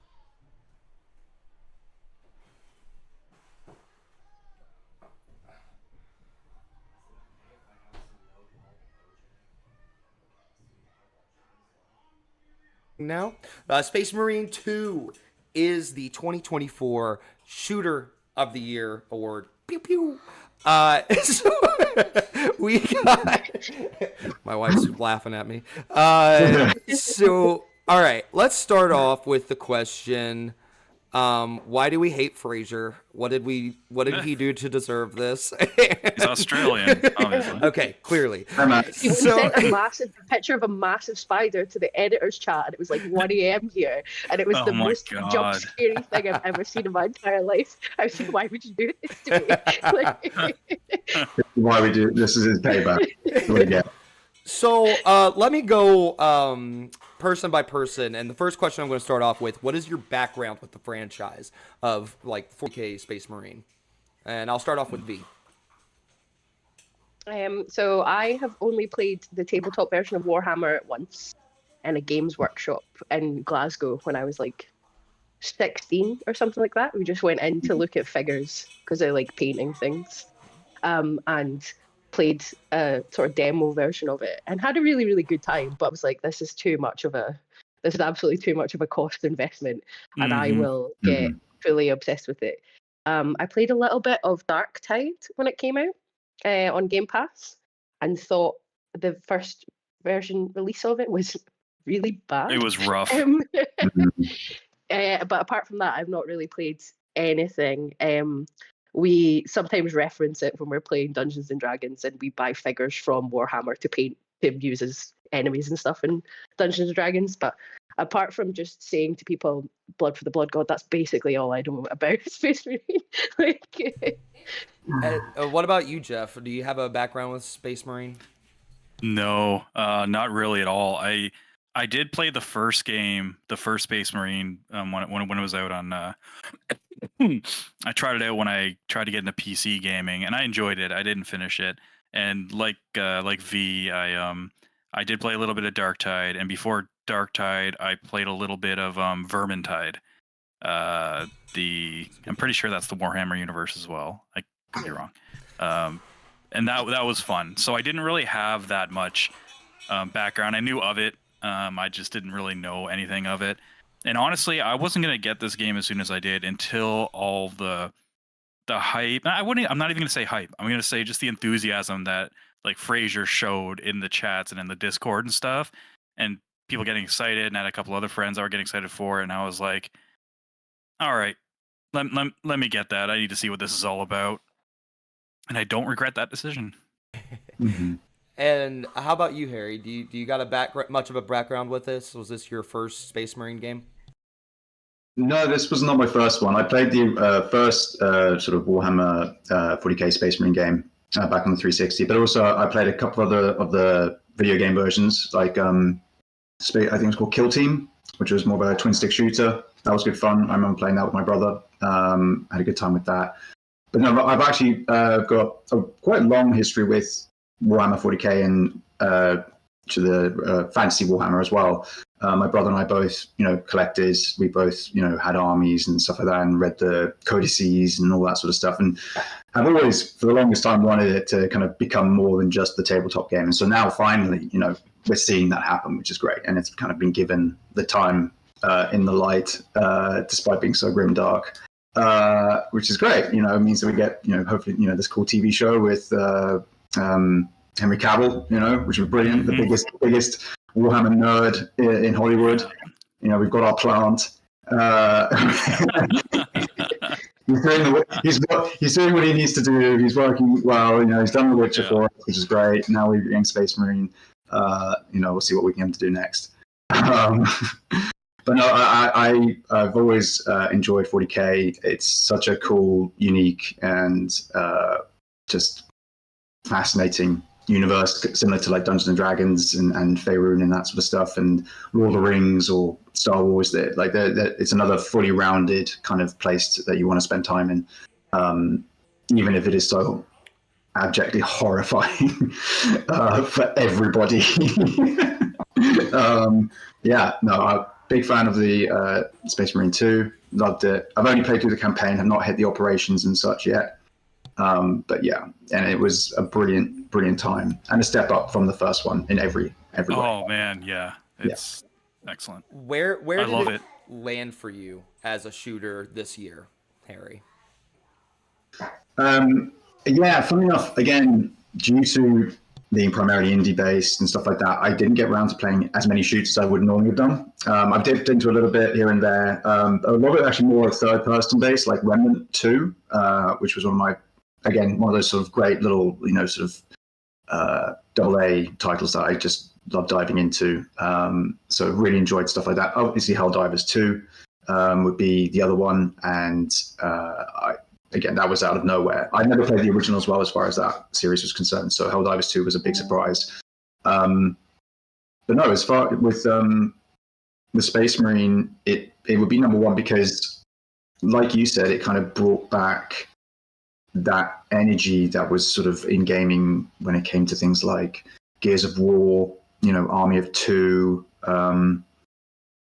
just the sort of like level of camaraderie that felt genuine. Like it didn't feel stupid. It wasn't satirical. It wasn't making fun of these sort of games anymore. It was like, no, like they take themselves seriously. Let's take them seriously, and it works better that way. You know, you appease the fans, and you actually show people like, no, this stuff's cool. When someone tells you about it, it sounds goofy and sounds like a 6-year-old, is writing his favorite world. Like everybody's angry and got guns and big suits of armor and aliens, and it's like, okay, sure. But then when you actually get into it and you read the lore and you see how it's portrayed, it's like, no, this is a really, really cool and very, very kind of exciting and kind of scary kind of place to be. And it's great. Yeah. Now, V, you don't play a whole bunch of shooters either, do you? Where did Space Marine 2 land for you this year? I thought it was fantastic. I think once again I played much more shooters back in the Xbox 360 days because there were so many more of them. But I think as they sort of moved more towards multiplayer as the primary experience of it, then I would play less and less. So I did buy Helldivers 2 and then could not convince any of my friends to play it with me at the time, and thus have 0 hours in it. Have not picked it up. Oh no! We need to change that. Okay. Yeah, seriously. We need to get a Gamer Social Club session on the go. But Fraser and Steve is on it all the time.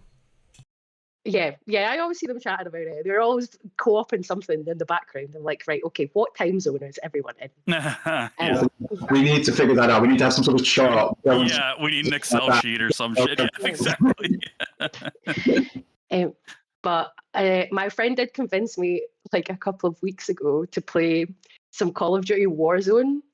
And about halfway through the session, I was like, you're a 33-year-old woman. You're too old for this. I do not have the reflexes to play COD. I was just like, what is going on? Like, the time to kill is so short. I was like, Jesus Christ. And you don't really need to go online and have so many people tell you how many people your mom slept with. You don't really need that on a daily basis. Yeah. Just makes I me did upset. play Call of Duty Modern Warfare 2 back in the day. So when people are like, oh, people would never survive in a COD lobby now, and I'm like, you're 14 years old, shut up. But I loved the weirdest thing with me for Space Marine 2 though is I have not finished the campaign, but I have like 75 hours in operations. Me and my friend Lewis is massively into Space Marine, and no one knew this until Space Marine 2 came out. And every so often he'll just message me and he's like, are you near your PC? And I'm like, yes. And he's like, hop on Space Marine 2, we're going to play it. So I've had a great time playing it almost primarily in co-op after saying, oh yeah, too many multiplayer shooters. But no, this one really, really hit.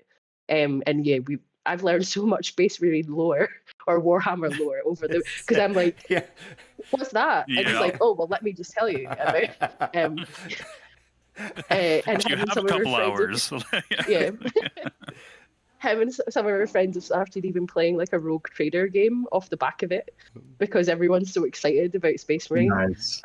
But yeah, I think once again it was had a few bugs and stuff at launch, but I don't think anything too extreme that you couldn't enjoy it.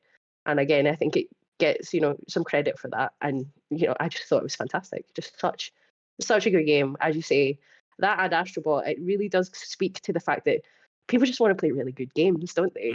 They don't necessarily want to have to, watch 75 hours worth of cutscenes or, have a game that's like 700 hours long for no reason. It's just padding. Just like short, sweet, old school platformer, short, sweet, old school shooting experience. And you can put 75 hours into operations if you want to.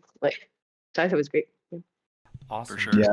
And just before you move on, Nathan, I just want to say, I completely am with Lady V on the shooter thing as well. I am someone who played a lot more shooters back in the day, and because of that shift over to it becoming so much more of a, hey, let's focus on multiplayer. That's where we get more players.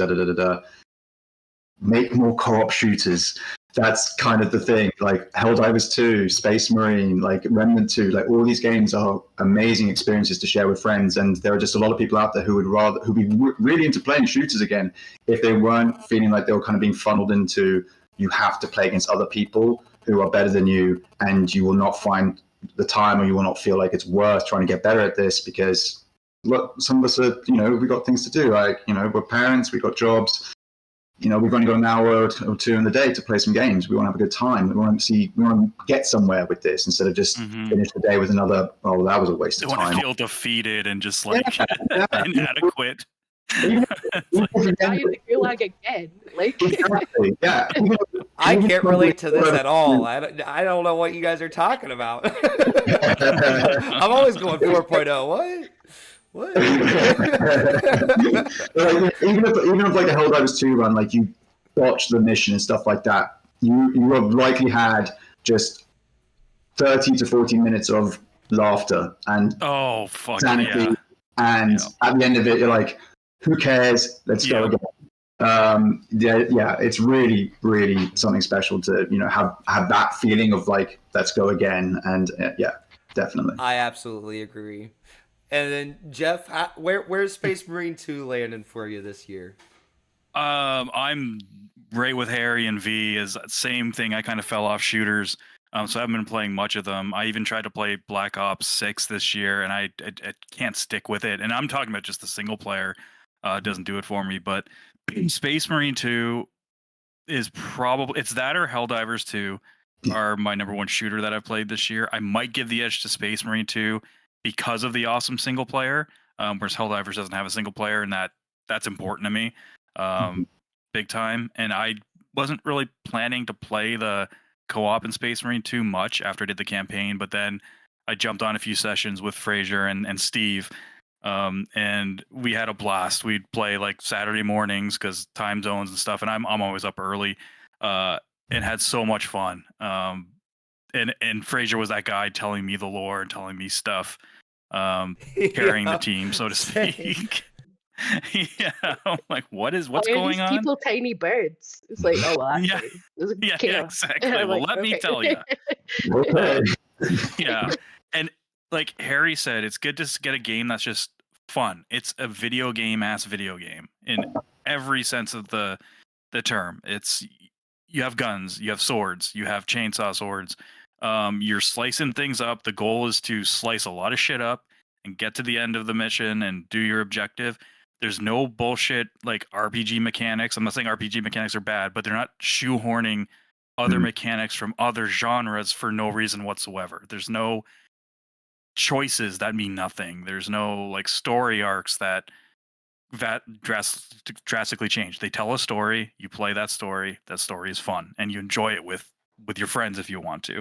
And it's an evolution of, I don't know if you guys have played this game, but whenever I have a chance to promote or gush this game is Evil West. Have you guys any of you guys played that? Yeah. Yep. It is like the evolution of that. I loved Evil West. That had that 360 feel last gen, and I loved it. And this is just like that on a much bigger scale, and absolutely loved like every minute of it. It's so good. Now I just want to go back and play it right now because it's been a while. I haven't played the new mission. They released the new mission. I haven't played it yet.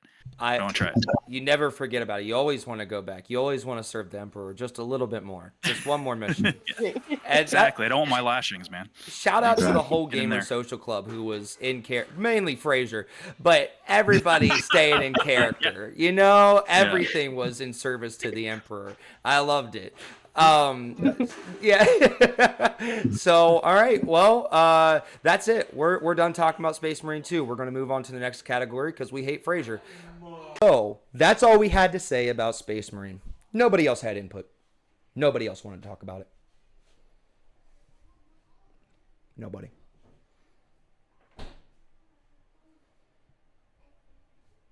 Nobody. Okay. Tell me, how excited are you that Warhammer won Best Shooter of the Year for us? I'm really excited. So, like, I feel like Warhammer got snubbed at the big awards. It kind of didn't even get nominated, and when it did get nominated, it didn't win. Yeah. I feel like Space Marine 2 was a breath of fresh air in the shooter genre. We've got amazing things like Call of Duty. We've got what's that Tom Clancy one? The Division or X Defiant? No. It's huge. Oh, Siege. Rainbow Six Siege. Okay.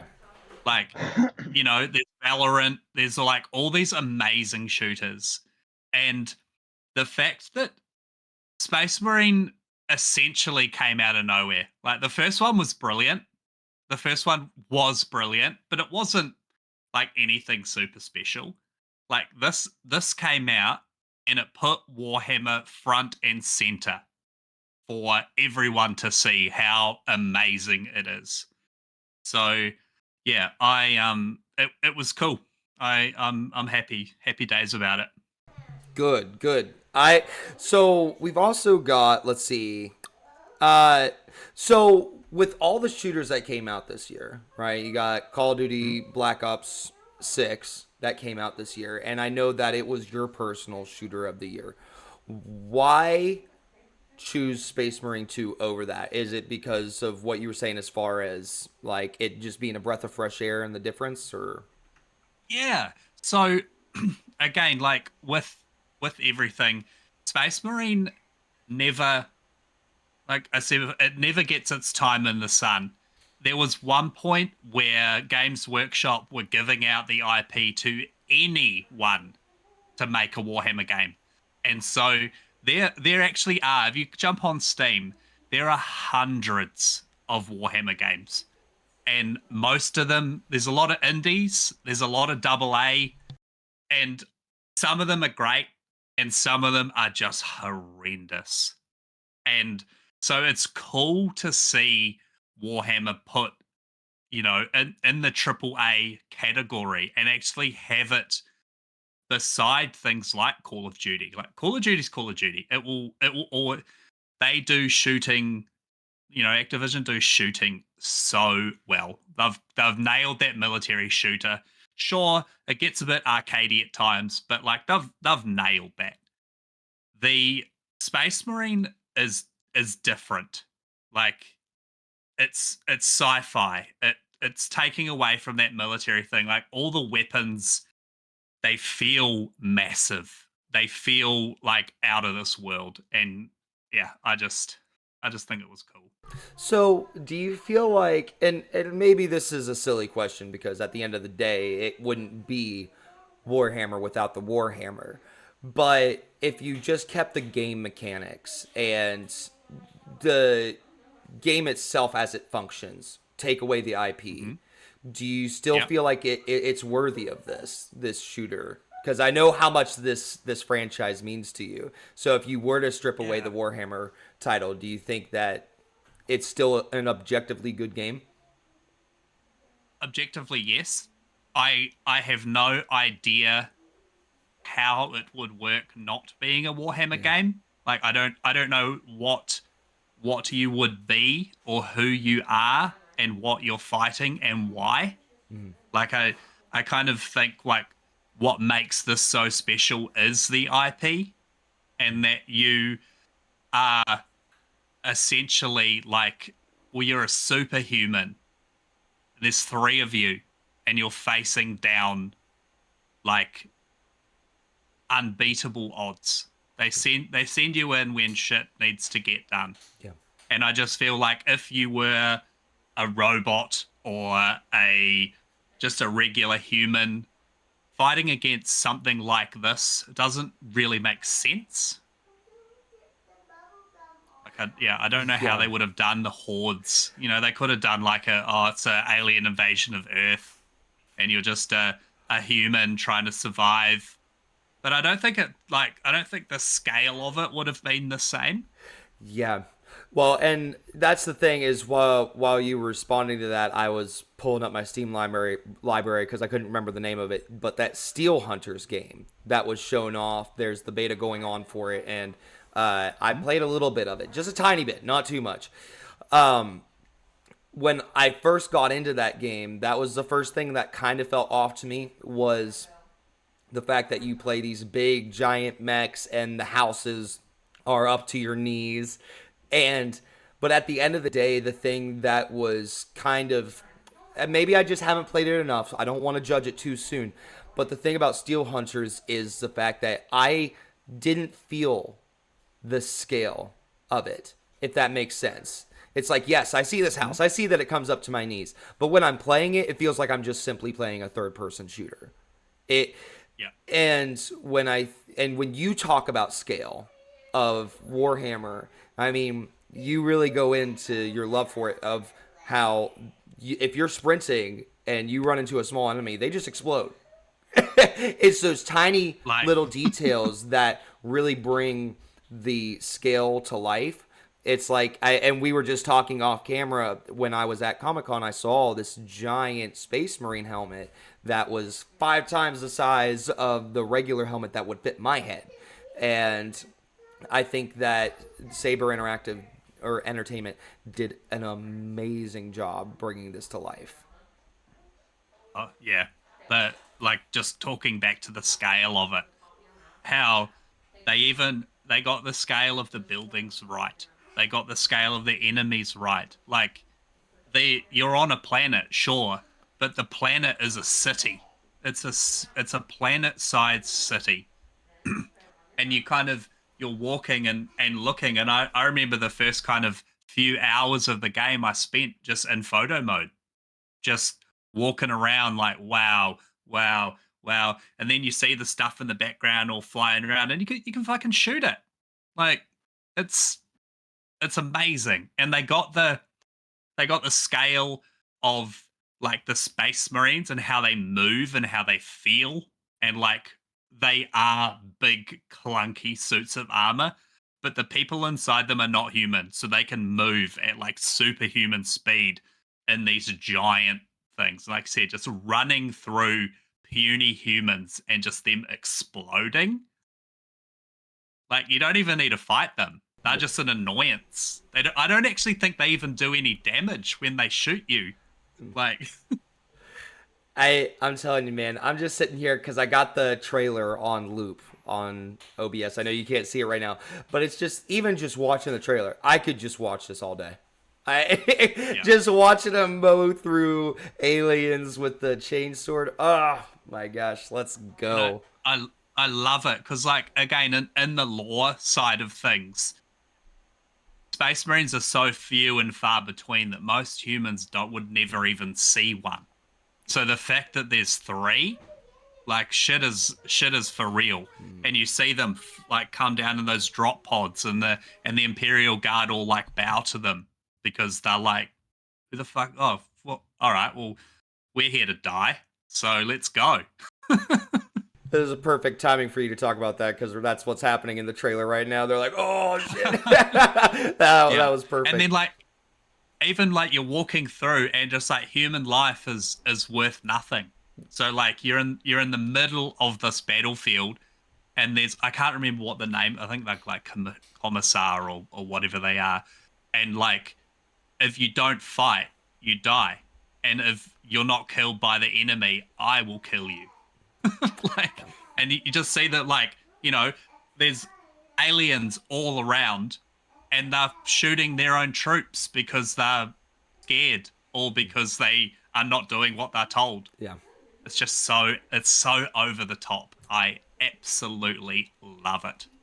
I'm so beyond thrilled that it won an award with us. I honestly did think it had a true shot at winning our game of the year. But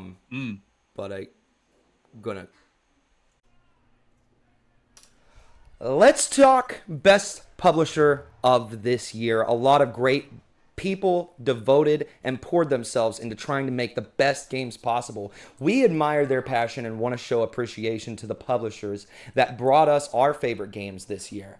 The publisher of the year nominees are Microsoft, Sega, Square Enix, Focus Entertainment, and Capcom.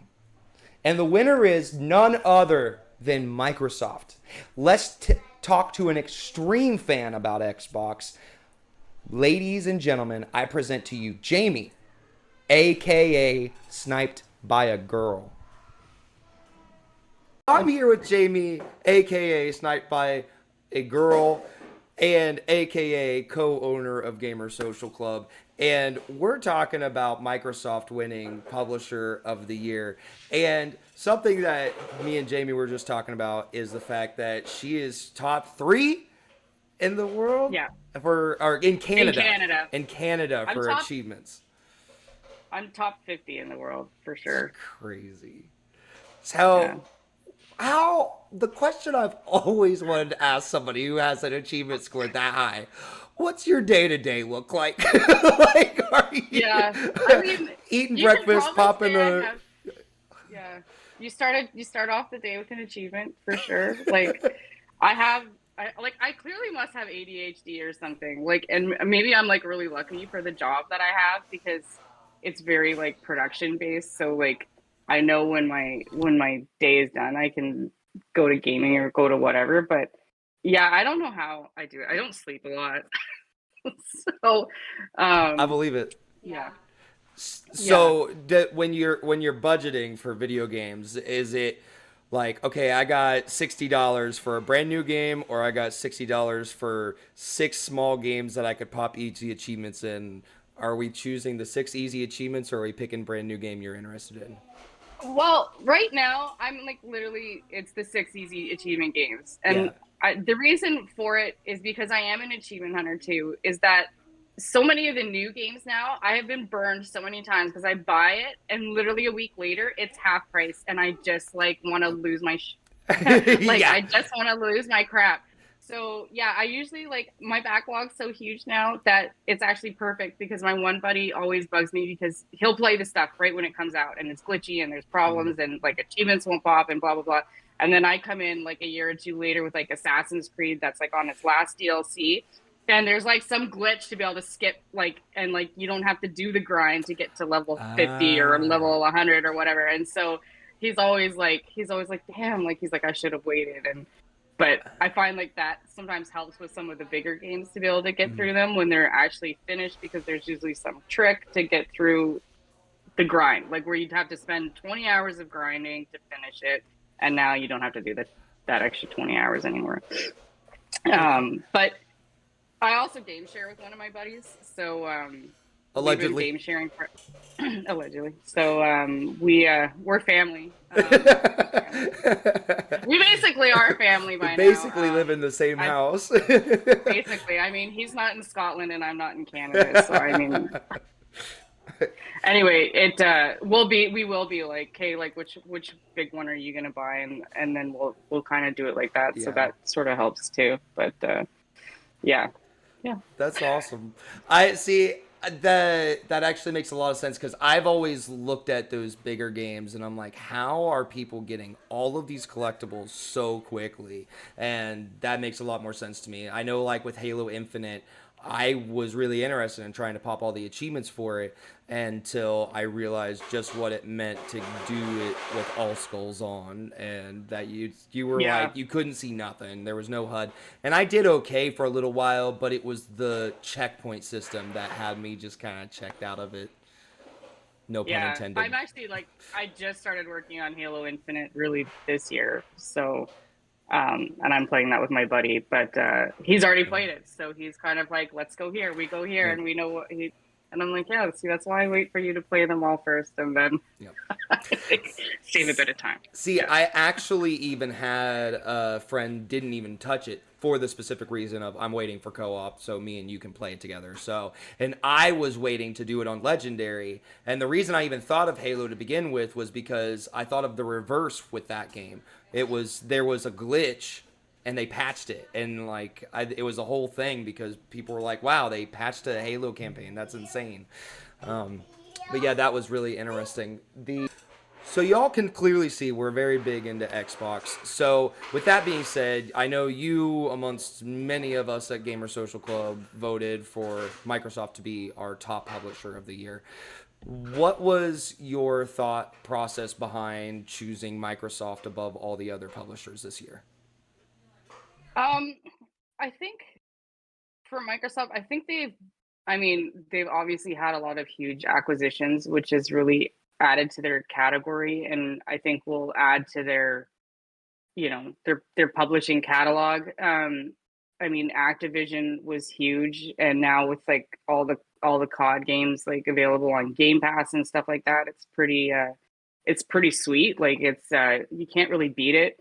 I'm actually really happy that they've continued talks with Square Enix over the years to keep trying to tell them, like, you know, bring your games to Xbox, like don't make them just exclusive to Sony.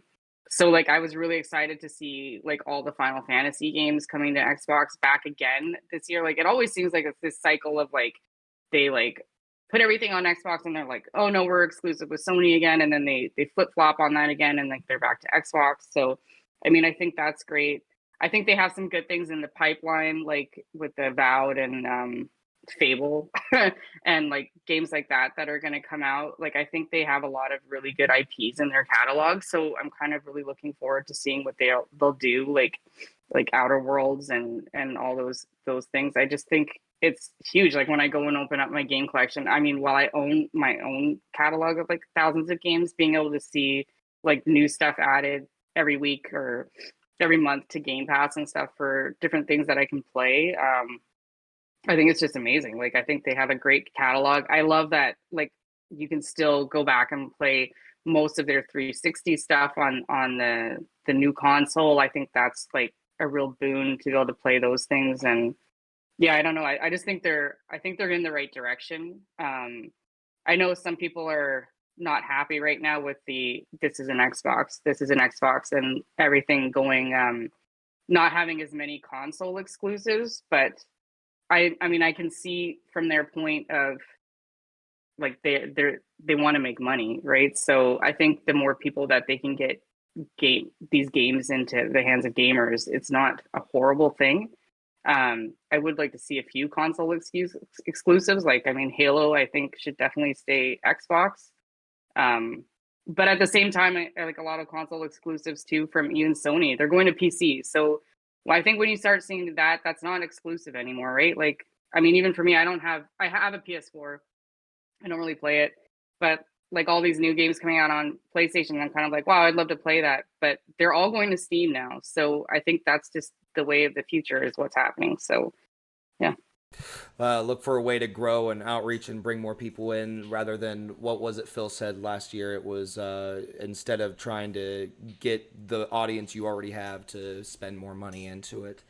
Do you feel like since they've gotten all these acquisitions, do you feel like they've been handling them well as far as Activision and Bethesda? Now here in 2024, it feels like everything they've been planning for is finally starting to come into shape. Or like we're starting to finally see it form. Do you think they're handling it well? I think they're handling it well. Like, I mean, I think you acquire a studio, it doesn't mean like they're gonna have like some new IP or something to pump out like immediately. Like I think anything like that, it takes time.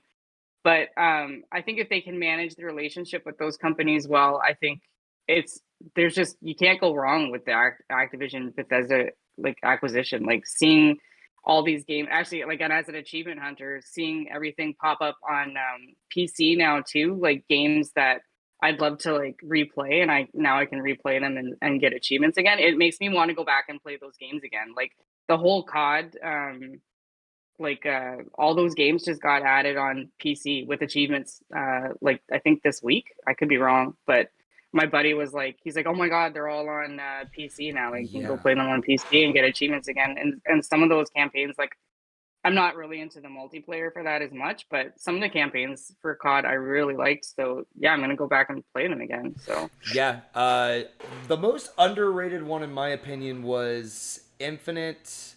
It was the one that happened in space. Did you ever play the campaign for that one? I did. I started that one, and I don't think I finished that one. That's one I was like, I have to go back to. Yeah. I highly recommend it. That was underrated. Kit Harington, is that his name? The guy who played Jon Snow in Game of Thrones. Yeah. He was in it. Oh, was he in that one? Yeah. I think I started that one, and I was like, holy crap, this is kind of cool. And then for some reason, something else pulled me away. But that's one that's definitely on my list to go back to. Like I loved Advanced Warfare. I love that game. So like I'm actually really excited to go play that campaign over again. But yeah. So are you I know you touched on it a little bit as far as Xbox going everywhere, and yeah, no, not everybody's excited about it. I'm personally very excited about it just because, Yeah. I mean, I don't know how much you've been following like the podcast side of things, but like I've been talking about, you can watch my progression as I was like, I think I'm gonna get Dragon Age on PlayStation because, you know, physical discs, yada yada yada. Then I was like, you know what? I think I'm gonna go Steam because accessibility. I'm eventually gonna want to get a Steam Deck. And then Sarah Bond came out and was like, hey, everybody, Android store, yada yada yada. I was like, okay, well, you know what? I'm going back and I'm going to get Dragon Age the Veilguard on Xbox because I will have access to it anywhere. So Yeah. for me, it was all about features. Do you feel like they'll ever be able to sell that? Or is that just for us niche people? Yeah, I mean, I don't know. Like, I don't understand the problem with having access to your games, like, wherever you want. Like, I mean, I actually, like, I want my husband to buy me, like, an Asus ROG for Christmas or whatever. Because I'm kind of, like, I'm always on the road with my kids and stuff for their ringette. And, like, I sit in the hotel a lot. Like, they go and have, like, their team things. And I'm just sitting around. And if it's during the day, like, as parents, we're not drinking by then. So, yeah, like, I like having something to be able to just do and chill out for a couple hours. So I think that's like having that accessibility is insane. Like, it's awesome. Like, there's nothing wrong with that. So, I mean, everyone being like, I'm not going to be an Xbox consumer anymore because they're putting their stuff everywhere. Well, you're still going to be an Xbox consumer. If you go play Xbox stuff on Sony, guess what? You're an Xbox consumer. And I think people just want to cry about everything right now. But I mean, I have thousands of games on Xbox. I'm not going to be like, no, I'm out, guys. Like, I can play with. You mean I can play your stuff somewhere else? I'm just not. I hate Xbox now. Like, no, like that does. I mean, that argument does not make sense to me. Do people want to see some exclusives? I guess because Sony's really pushed exclusivity like over the years, like almost to the detriment of some publishers, like Square Enix. Like, I don't think it's helping them only being on Sony. So, and I think they're rethinking that. So, yeah, I mean, I think for gamers, it's a great time to be a gamer because we have access to so many good games. Yeah. And that, I mean, I love the fact that Microsoft won our best publisher of the year. Not it's the best console this year. No, it's the best publisher this year. So without the console, they're still out here, you know, providing Call of Duty. We got Doom next year, and it is that thing of I'm kind of the thought that I do hope that Halo does eventually come to everywhere. And then I'd like to see more multiplayer, and then maybe just keep the campaign exclusively on console or something like, of that nature. And guess what? If Halo goes to something else, I'm not gonna sit in a corner and cry myself to sleep. Like, no, it's like, oh, thank God, there's bigger servers now. There's more people playing. Like, I can play with more people. Yeah. It will keep the game alive longer. Imagine what it would do for Halo Infinite if they added it to PS5 right now. You know what I mean? Like, there would be a great resurgence, and the game is in such great shape now. Like, it would be so good for it. And I mean, I think it was originally planned to be supported until like 2029. I could be wrong, but I'm pulling that out of my butt. So I don't know. I feel like we still got some time left out of that game, and it didn't get played enough. It's sad because I think it was supposed to be like kind of like a live service kind of thing where they constantly upgraded the world and stuff like that. Like, actually, like playing it with my buddy, like the last couple of months, he was showing me like when we were walking around in areas, he was like, they were supposed to have like done stuff with this. And I was like, oh, I'm like, cause it looks so good. I was like, that's too bad that they like abandoned that. But I mean, I think that's one of the things. If you're publishing and you're putting these games other places, then your developers are getting, I mean, well, Microsoft's getting the money, but it's more money that Microsoft can push into those devs to be able to make good games and make better games and keep supporting those games that are out. So yeah, I mean, I think it's a win-win. Like, I just don't understand the crying over this, that they need a console. Like, does it affect me if you get to go play Halo on PlayStation? It really, I mean, I still get to play Halo. I mean, I don't know. I mean, I still haven't gone out and bought a PlayStation. I mean, I would love to play, you know, like The Last of Us and Horizon. But like, honestly, like I said, that stuff is all like now on Steam. So if I want to go play it, I mean, I can. And I think all of this really goes back to kind of what you were saying about Fable. We were talking about Fable earlier. I don't know how I'll edit this, but we were talking about Fable earlier and how, you know, people are probably going to have a big old gripe if they determine that the main character is going to be a female and you can only play as female. And like we're seeing the response to Ciri and from The Witcher, it's absolutely mind-boggling. And it is. At the end of the day, statistically speaking, everybody's out here playing a female character. Everybody. I love how there's people out here trying to make the argument that it's not that way when it is.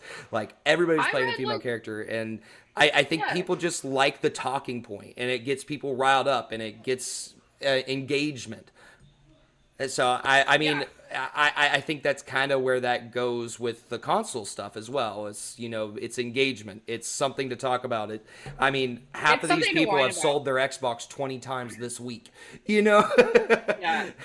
It's one of those things, like, I actually, like, it really burns me. Like, being a female gamer, I have never been like, I'm not playing that game because I'd have to play as a dude. Like, I've never been like that. Like, I don't understand that. Like, I'm like, can you not watch a movie where the lead's a female? I don't get it. Like, and I played The Witcher as Geralt. I loved it. Like, Witcher 2, like, I was playing it and I was like, I didn't give a damn that it was a dude that I was playing. Like, I didn't care. But, like, I read all these things where people are playing Dragon Age or whatever. And these guys are like, if I gotta play 100 hours, they're like, I'm gonna like look like a hot chick so I can look at a hot chick while I'm playing. And you know what? If you want to do that, great. Like, whatever. But I mean, seeing Ciri as the main protagonist of the next Witcher, I don't think that's a horrible thing. And I think that's actually the way the story was going. Like, it makes sense. Yeah. And if you're telling me you can't play that game because I think she looks really great, actually. Yeah. If you're saying she looks butch or she looks like whatever, well, then get the hell out of here. Like, I don't know what to tell you. Like, just don't touch it. Don't play it. Like, don't go enjoy a wicked awesome game because like there's a chick in it. Like, okay, you know, you're not actually that person anyway. Like, you're not. No, that'd be gay. And listen, if you played Witcher 3, then you just might be too manly. Like, if you ask some people. I know. I mean, like, I don't mind looking at him. I can handle that. I have a giant painting of, I'm not even kidding. I don't even know if you'd be able to see it from here. I have a giant painting of Henry Cavill in my living room right now as The Witcher. So, you know. Yeah. I mean, he's okay to look at. Right? That's exactly right. Oh, man. It's time for Steamy Reviews with Russell, a regular segment from our weekly show. So I'm going to toss it over, show you a little clip bit of what you would normally see in the weekly show. Russell, take it away. Anyone played Payday 3 or not, but there's a review on Payday 3 that's literally a thumbs down. It's literally just a link to Payday 2 to buy it.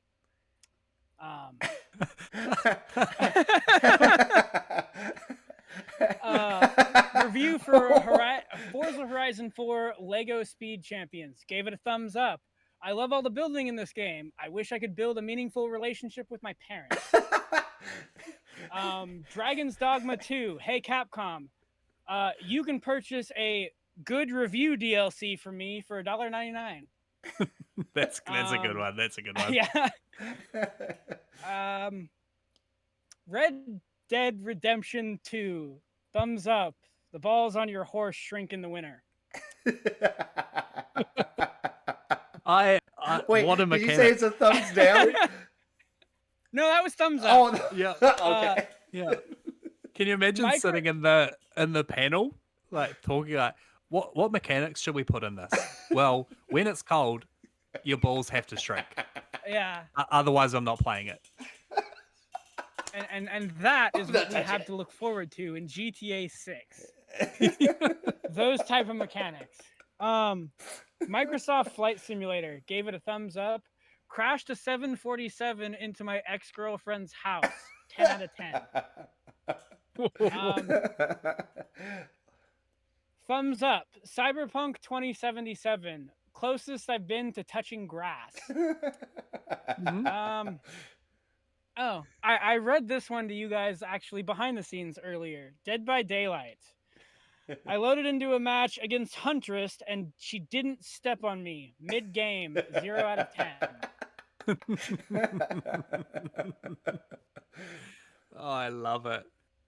Oh, that one's a little long-winded. Okay, so this one requires a little bit of context. Phantasmophobia. This is, so for those unfamiliar with Steam, if you get the product for free, you mark that, they can highlight that.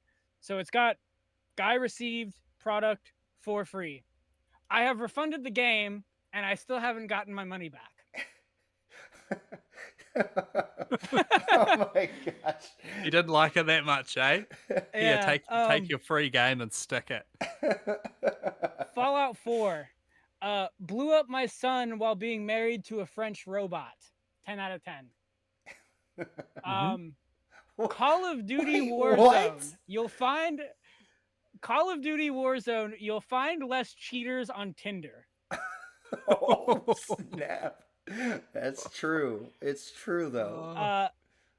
Far Cry 5. It's like dating a pretty girl that's really boring to talk to.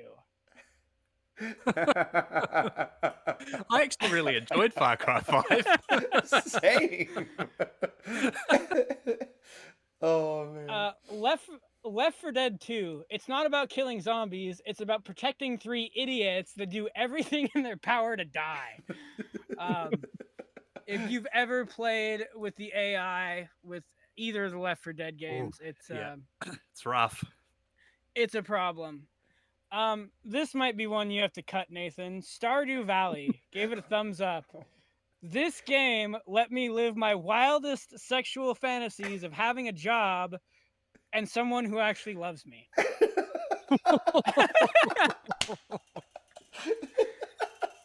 But that's the That best is so one. good. Oh my gosh. What the fuck? Atomic Heart. I got sexually harassed by a fridge. 10 out of 10. That fridge was that fridge is terrifying. Atomic Heart. Oh my gosh! I know exactly what you're talking about now. Yeah, that fridge. Man, like, I don't want to upgrade. I don't want to upgrade my stuff. Okay, this one is going to take a little bit of context. This is so Garfield Cart. Garfield Cart. It simply says help. The guy's got 63,802.8 hours in this game. I'm going to say there's some botting or something going on here. Yep. He's just got it sitting open, like the guy testing the Switch. But that's fucking insane. Oh God. It Takes Two. This game saved my marriage. Now my wife and her boyfriend can do something together while I play Call of Duty. Oh man. That was good. It's a good one. This one's a little bit of inside baseball. Far Cry 6. Los Pollos Hermanos. For those unfamiliar, that's the chicken joint in Breaking Bad. Gus Fring played something in that game. Okay. Yeah. No, that one went way over my head. Yeah, that one went over my head too. Grand Theft Auto 5. Very good game. Please get rid of Bikini Lady in loading screens. My mom is going to kill me. And it was always that particular screen, right? They go through, there's so many different screens, and it just has to be that one screen every time. Yep.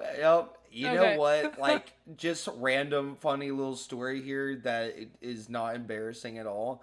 I would get Game Informer sent to my house growing up, and, I grew up in a very conservative household.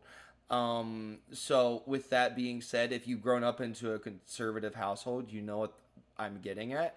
If you didn't, let me explain it to you. That means that my mom would take the magazine first, and before I was allowed to read it, she would go through with a marker and make sure that there was like no cleavage showing on any of the characters. So she had like a black Sharpie and ruined all these different pages if there was any cleavage showing at all, or super short skirts. Yeah.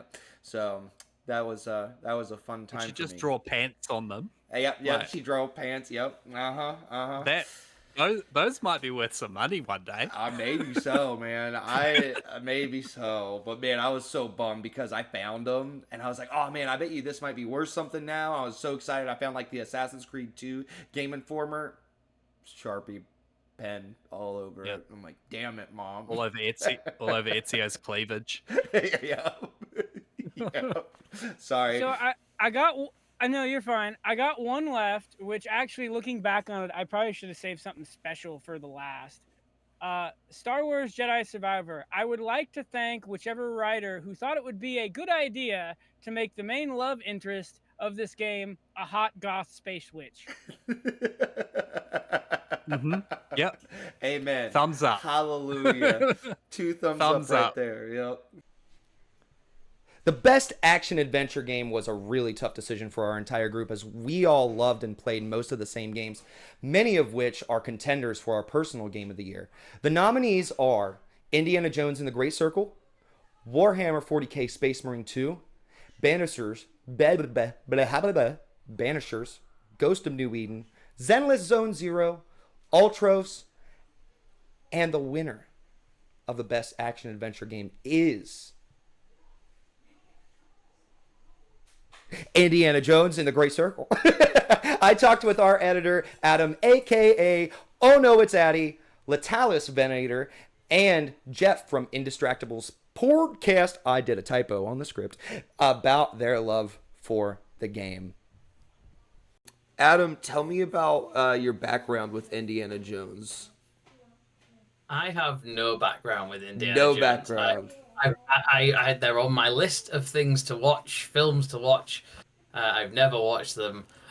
So when I started playing The Great Circle and the opening bit where you play through it, and apparently it's a complete recreation of one of the most famous scenes from one of the films, had not clocked that at all until it came up on a video on Twitter. I was like, oh, okay, that's cool. I just thought it was like the first movie. Yeah, I was like, there's a big boulder. That seems very similar. They're just ripping off one of the films because I know there's a big boulder in it that's like been parodied to death, hasn't it? I was like, oh, this worries me. And then actually, no, it's just an exact recreation of it. So I was like, oh, that's nice. So I have zero like frame of reference for like how true it is to the kind of the lore, as it were, or the franchise. But I love Harrison Ford. I think he's great, and I kind of like the vibe of what Indiana Jones is. You know, Lucas films is great, isn't it? And obviously Star Wars fan, I've seen them. So it's very cool. So that's my frame of reference in that respect. Okay, and what about you, Demondre? I've watched all the movies multiple times when I was a kid, particularly the Temple of Doom, because it was always playing like on multiple different channels. So like my uncle got me into the movies earlier, and then I actually did have one of the older games back on the N64, which actually did mention the review, the Infernal Machine. Okay. Which actually played a lot like the original Tomb Raider games, honestly. Okay. All right. Okay. Well, now Adam, you haven't gotten all the way through the game yet. What are your impressions so far, and roughly like how far have you made it? I think I've just finished in the Vatican City area, so about to move on to the next area, but I want to kind of mop up any collectibles that I possibly can do. Still try to figure out some of those things. But I was just really impressed with it in terms of the visuals, the kind of the way that they're telling the story with Indy and the different characters he's encountering, kind of the kind of dynamics between the actors and stuff, and it feels very kind of... It feels like what a film would be, I suppose, and I really like kind of how they've set how you kind of explore, and you can take it in any kind of way you want. I love the kind of I love stealthy like Dishonored games and stuff like that. So creeping around on ledges and stuff, and throwing things to distract people, then sneaking up behind a horrible fascist and smacking him in the back of the head, and it's very with a guitar or a broom or a chair or a bottle or anything you have to hand is great. Just to kind of the kind of ad hocness of it all, just picking up an item you've got down and then whacking them over the head with it is quite satisfying. And then the combat itself feels quite nice as well with when you actually do fight.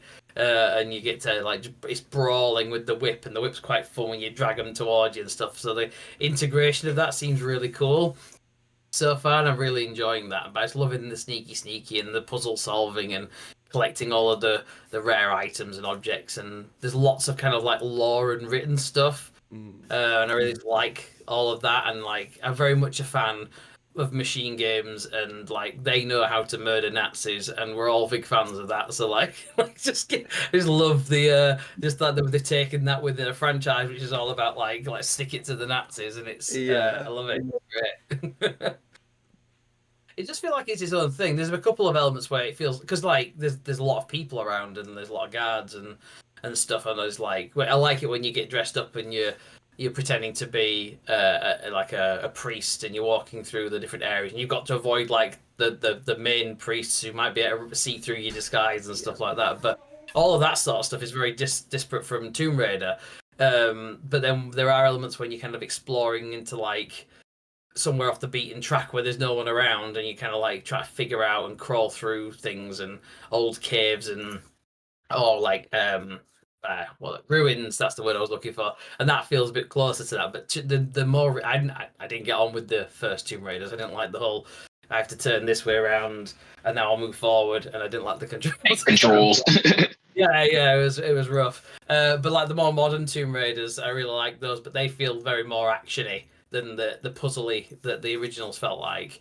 It doesn't feel as linear as those. Maybe there was bits where you could explore in the other Tomb Raiders, but there's more of a path to follow, whereas Indiana Jones is here's the Vatican City area, go explore that and figure it out, and you're going up and down, a lot of verticality and crawling around and getting onto the tops of roofs and stuff. And I really like that. It feels very different in that respect, but you're still kind of exploring and uncovering things all around. I really like it's all around these kind of this kind of what's the word where it's fantastical, and it's not relic. It's like relics, but they're empowered. I think of the word at the moment because it's nearly midnight. It's these empowered relics sort of thing. I like that kind of what is this great circle? Is it something that is tangible? Is it gonna have powers and all that sort of stuff? I really like that. It's cool. Kind of like with the Tomb Raider stuff. Yeah. So with it kind of being a little more open area, you're able to just kind of tackle scenarios however you want then. Yeah, I love that, and that's what I was told about this Dishonored and stuff like that. It's you take it how you want, and there's these moments when you can get into. I like that you can get into combat. It doesn't you don't have a million guards coming on you. If you get cornered, so the ones who hear that are nearby, you only have one or two to fight at the same time, rather than the alarms have gone, you've ruined your stealth run, it's all coming at you. You deal with the 2 or 3 people, and then actually you're still all right unless someone's caught wind and blown his whistle or what have you. So it feels a bit more measured in that respect. Yeah. What's the thing that took you by surprise the most when you were playing it? Honestly, how they managed to keep any one gameplay style from feeling weaker than the other. Because usually when games try to give you multiple approaches like this, one style I end up kind of end up feeling like the optimal way to play. But with this game, it didn't really feel like that. If you really want to go and just shoot your way through things in a lot of cases, you really can, because a lot of the guards actually don't have guns themselves. So even though revolver ammo isn't that scarce, if you do just manage to find a couple of boxes, it gives you a big advantage if you just want to go that route. And then Indy, he's more than good enough of a fighter to just handle multiple enemies on himself with his fists if he really want to. And then naturally going stealthily works extremely well too. If you don't, this is a game where if you really want to, in most levels, you can probably go through the level without throwing a single punch. Usually when games try to handle multiple approaches like this, they don't fail per se, but they inadvertently end up making one style feel stronger than the other. But somehow Machine Games did a really good job of avoiding that. That's probably what surprised me the most. Yeah. So do you feel like whenever you'd get caught in stealth, it was you die really easily, or it was just you felt pretty free to tackle it how you wanted to? if you do get caught, like you're fine. It's not like a game like Thief or like Styx. I don't know if you ever heard of a game called Styx, Shards of Darkness. Like those are like pure stealth games. If you get caught, you're in a lot of trouble. But like if he did get caught, he was more than fine. And plus, a lot of the upgrades you can find in the game, they can make Indy a straight up tank, honestly, because like he starts off with about 6 health bars. By the end of the game, I think I had like 14 or something. So in the whole time I've played so far, I've just been stealthy in the whip and punching. Yeah. I haven't even thought about the fact that I have a gun in my pocket. Like, yeah, like it's really true to what I you didn't say. use the gun as Yeah. yeah, like I didn't use the gun as much either, but there were definitely a couple sections where I thought, okay, this might be the better route to go, and it worked out perfectly fine. Then, like, a lot of the upgrades you can find in the game through like the various books you find, they make it so like they make it so any playstyle can be optimally played, because like you can find books that'll like increase his punching power, increase the durability of the improvised weapons he uses, or like I'm gonna allow him to hold on more ammo and things like that. So they really balance it out really well how to play how you really want to go. Where did it land for you by the end of the year, as far as where it ranks among all the other games that came out this year? It could be either 3 or 4. Really? Yeah, like Metaphor and Astrobot were my top 2. Then like after that, either I'm a Infinite Wealth or Indiana Jones could take the spot. Okay. Basically, it's a game with very few flaws. Like it had a couple technical issues and a couple things that just seemed a bit out of place to me. Like I find it funny how none of the guards, like even if they're like only a few feet away from you, don't hear somebody getting smashed over the head with a guitar. Like that kind of did break the immersion a little bit. But like other than that, it's a very solid game. One of the greatest adaptations of an IP that I've played, especially in recent memory. Because like Indiana Jones has had other games. Some of them have been solid. Because like I mentioned earlier, the Infernal Machine back on the N64 wasn't a bad game at all. And then he had like a game on the OG Xbox too that was all right. And he had a couple Lego games, but like this is probably his definitive product. Okay. So what makes Indiana Jones and the Great Circle your action adventure of the year? Oh my god. What makes Indy my action adventure of the year? I almost everything, man.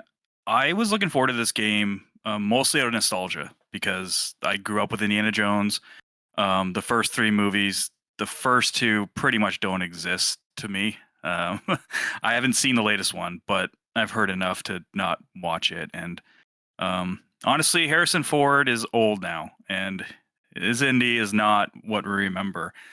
So I came into this game not knowing really what to expect from a narrative standpoint, or because production value and mechanics wise, I was pretty confident Machine Games was gonna knock it out of the park because they are awesome. Like they have one blemish on their resume, and that's probably Wolfenstein Youngblood. And that's not totally their fault. I'm not sure if you had a chance to play that back in the day, but I played it a tiny bit, and me and my buddy we weren't vibing with it. No, I pre-ordered that game almost right when you could on the store, because I was like, "There's no way this is gonna be bad." And then the reviews came out on launch, and I was like, "Well, whatever. They probably just don't get it, or they didn't like the other Wolfenstein games." And I think I played about 2 hours. And then I gave it another shot playing co-op. We played for a little bit, and then I was like, I deleted it. And it's one of the top games in my memory that I was genuinely disappointed that I bought. I hate to hear that. Yeah. So, and that was Machine Games' last game, actually. Yeah. So, but because it was co-developed, I was like, okay, I can't, blame it all on them. Yeah. So I didn't know what to expect. I didn't know what it was going to be. And after I finished the game the other day, and it's not only my action adventure game of the year, it's probably going to be my game of the year when all's said and done. It is brilliant. If you like indie or adventure, I don't see how you can't love this game. It's kind of an immersive sim light, where if you've played something like Dishonored or Prey or Deus Ex, it's like that, but I would say more accessible. I don't want to say beginner friendly because it is challenging in parts, but you have access to a lot of stuff. Sorry, my phone is ringing. Oh, you're fine. You have access to almost all the tools you need from the very beginning. So when you need to get to where you need to go, get into a building, sneak around, because it's primarily a stealth game. It's not Uncharted and it's not Tomb Raider. You're not shooting like 1,000 people in the face. You are severely beating them with shovels, hammers, sickles, and a bunch of other stuff. Yeah, guitars, fly swatters even. There's an achievement for that. So if you find the fly swatter, yep, take someone out with a fly swatter, you'll get an achievement. And you can use guns, but it's not the primary force of combat. So, okay, cool. Yeah, what was I? Oh, yeah. So if you need to get to your destination, and a lot of other immersive sims, you kind of have to worry about what skills you've unlocked or what level they are, whether it's like you have a teleport ability, a double jump, like terminal access, stuff like that. This doesn't have that. You have your whip, which you could climb up to stuff. You can kind of climb, not Assassin's Creed style or anything, but you can climb ledges and stuff. But every entrance into a building you have access to from the beginning. So I like that. It takes away that overwhelming feeling that I usually get with immersive sims. I just don't know how else to explain it. And the other aspect that's really good are the puzzles. They're intricate. They make you feel smart when you do them, but they're not bang against your head against the wall hard. Have you played much of it? Or I haven't even gotten a chance to touch it yet. Touched it? Yeah. Yeah. And that's the thing I keep asking people as far as when it comes to comparisons to Uncharted and Lara Croft. And I like to hear that it stands on its own 2 feet away from those other games, because that really sells me. I was a little worried it'd be a little too copy-paste. No, it is nothing like those games at all. The first-person perspective had some kind of, I guess, negativity, or I guess like people were hesitant to say that would work. And after beating the game, I don't think this game would have worked in third person. Just the way it's designed, the puzzles are designed, a lot of it is kind of like perspective based. And just seeing how big some of these structures are that you go into, or in these set pieces, and looking at these puzzles in the first person, it just makes you feel like you're indie. And I know that's kind of like cliche. This game really makes you feel like you're so-and-so. But it does. I mean, Troy Baker nails the indie voice. He sounds just like 40-year-old Harrison Ford, which is what we want. There's like his mannerisms, like everything. When you're doing a puzzle, it doesn't give you that, that kind of trope now where a lot of games tell you the puzzle, like right away what to do. Like the second you go into a room, someone's like, oh, I wonder if I pull that lever, that'll probably get this door open. You're like, well, I didn't even have to think of anything, or I know what to do. Why are you telling me that? Like, so many games do that. This doesn't do that. But if you do take a while, Indiana Jones will say something, kind of like talk to himself like he does in the movies. Like he'll say, okay, let's see, like I've seen this symbol somewhere. Where have I seen the symbol before, kind of thing. And you can look at your journal and see if you can find tips there, which you can. There's some that you can literally find the tips like in your journal. Or if you're really having a hard time, you have a camera, which is a big mechanic of the game. You take pictures of things. It'll give you a hint. It won't tell you the solution, but it'll give you a hint. If you want to get another hint, you take another picture. That sort of thing. I like that. It's accessible if you want it to be, or easy if you want it to be. But if you just want to figure it out, the game lets you do that. And nothing is super hard. There are some puzzles where characters will tell you at least the beginning of the puzzle, like how to start it. But it comes naturally. It's when you're with another person. Like if you're in a tomb or something with another character, with like Gina, she's like the female protagonist of the game. Indy and her will talk while they're in this room, and it just comes naturally. It's something that you would, like, characters would have this kind of like banter in a movie that could reveal like what they have to do with the puzzle, and that was cool, and they nailed it. It's hard to explain without playing it how much it makes you feel like you're in an Indiana Jones movie, and it is up there. I haven't had this feeling of like they nailed this IP since probably the first like Arkham Asylum and probably Spider-Man 2018, the Insomniac one. Really? Yeah, they killed it. They absolutely nailed it, and It's good. And so much stuff wasn't spoiled with trailers and everything. A lot of the trailers you see is mostly early game stuff, and there are some big set pieces, some cool like escape scenes. This has one of my favorite set pieces ever in a game. The flow and how it transitions from one kind of smaller cool set piece to a bigger one, and just the whole pacing of it, I was just like, holy shit, that was amazing. And that was so Indiana Jones. Fuck, man, I love it. I did not think I was going to like it this much. I thought it was going to be maybe a chance to break my top 10, but when I finished it, I was like, that very well could be my game of the year. And it's definitely Xbox's best game that they've published and they've, put out since I don't even know. Like Forza Horizon 5 really, but if you don't like racing games, like I'm trying to think of what another big IP or game that they put out that really hit on like every aspect. Yeah, I was gonna say I feel like it's hard to even find a comparison, because I was gonna bring up Hellblade 2, but that's only I wouldn't even know if you put that in the same category. I can't really speak to that since I haven't played Indiana Jones. But yeah, Hellblade's good. Hellblade was in my top. I remember when we did our top 3 games of the year earlier this year. That were game of the years for, and that was, I can't remember what I had. It was number 1 or 2. Yeah. I do love it. They are totally different games, but even that game, I could totally see why it got the ratings it got. Because it's not for everyone. Like indie, I think is almost for everybody if people play it and get through, because it starts off brilliantly. I don't want to spoil it.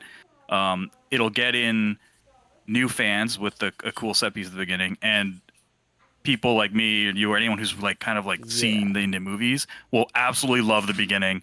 Then it kind of slows down for a bit, but it slows down in a way that teaches you what the game is actually about. And it's not about going through these like big sprawling levels. You're usually in an open hub type area, smaller.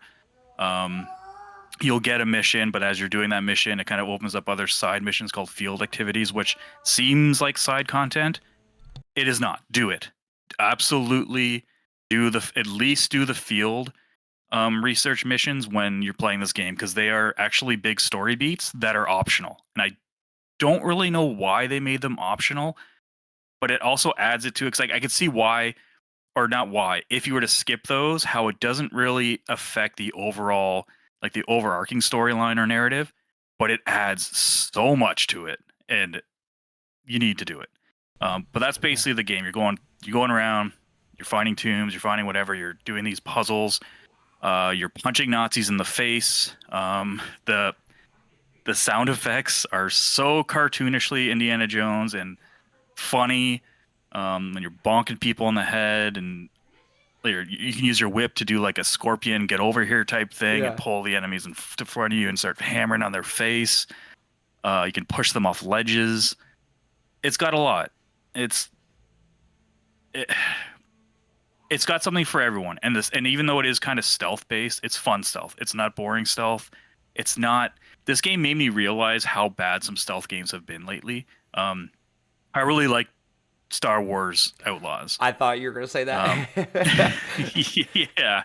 And I really liked it, but it really opened my eyes to how bad the stealth in that game was before they recently patched it, which I need to go back and try it. But I've heard they've really improved the stealth. There's no instant fails.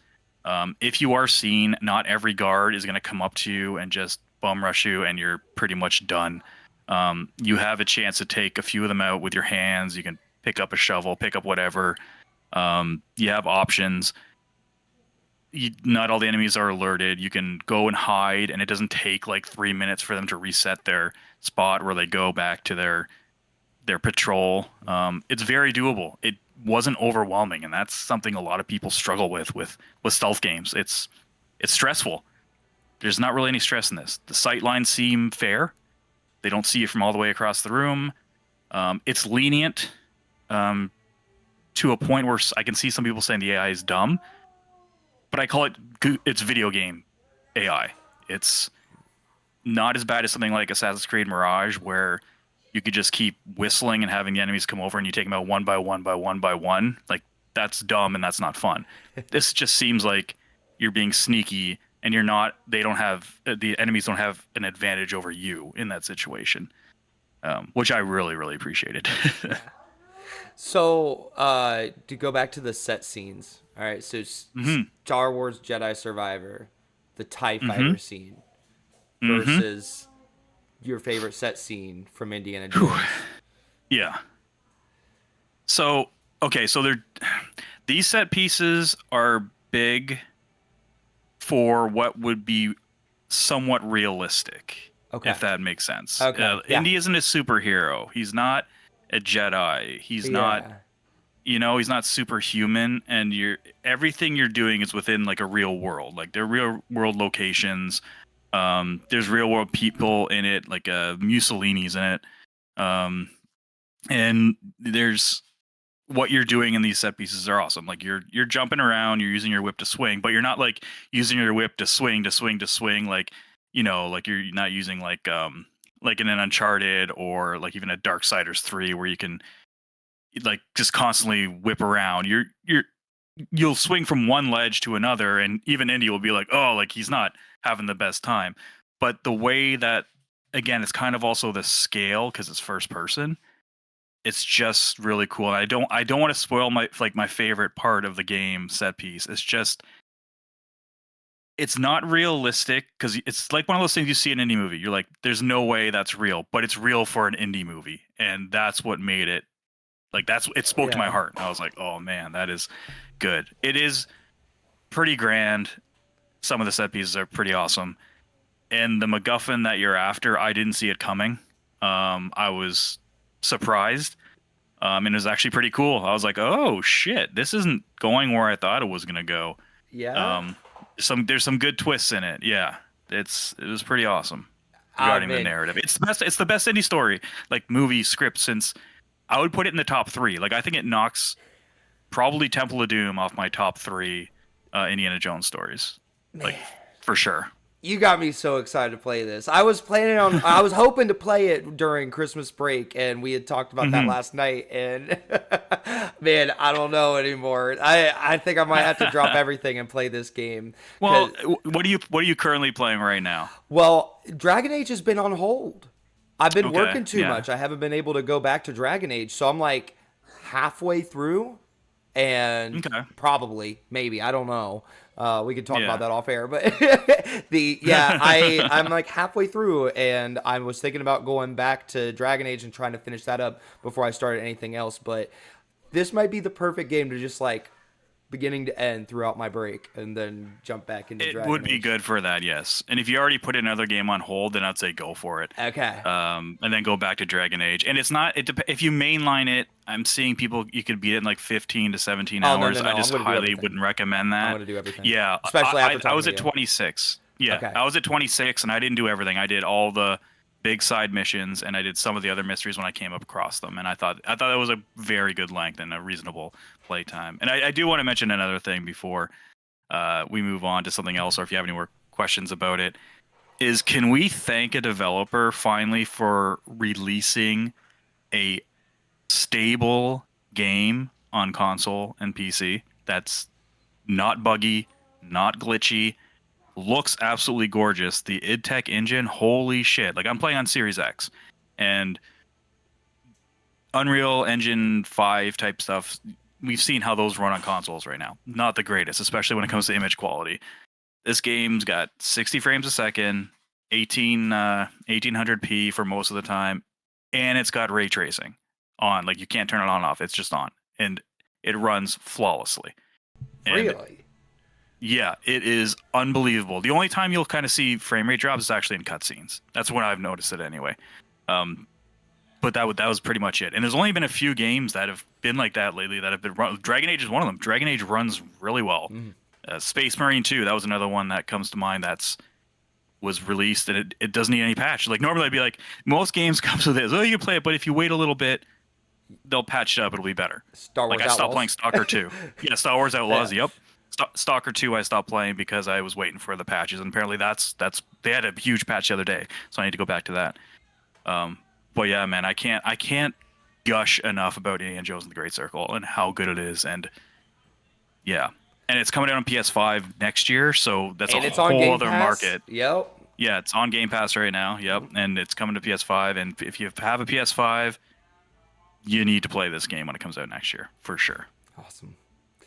All right, everyone, the moment you've all been waiting for. It's time for the Gamer Social Club 2024 Game of the Year. Our nominees are Banishers, Ghost of New Eden, Astrobot, Metaphor ReFantasio, Final Fantasy VII Rebirth, Warhammer 40k Space Marine 2, and the winner of our first ever Game of the Year award is, after these commercials. I'm just kidding. We don't have commercials. The winner is... That's right, ladies and gentlemen. Astrobot's the Game of the Year. Let's go. Sorry, I didn't give anybody any warning. I was just started screaming. Here to talk about it is Harry, Jeff, and Lady V. How is everybody? Great. After that intro, amazing. I'm certainly awake now. You're welcome. So now that you're properly deaf, let's get started with Harry. Harry, how you feeling about Astrobot being the 2024 Gamer Social Club first ever award winner? I am absolutely thrilled. I am from the moment that Astrobot was even announced as a thing, like I was obsessed with it. Like as a huge 3D platformer, obviously like 90s kid, grew up in the heyday of like Banjo-Kazooie, leading into your Ratchet and Clanks, Jack and Daxter's, Spyro the Dragons, Crash Bandicoots, all of them.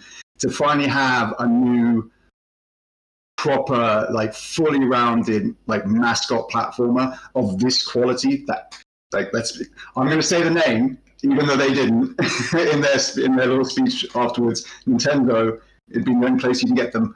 Finally having another 3D platformer like this is incredible, and I think it completely deserves the victory. To add to that, that's it. Years ago, well, I played the Astrobot, the VR one. Yeah.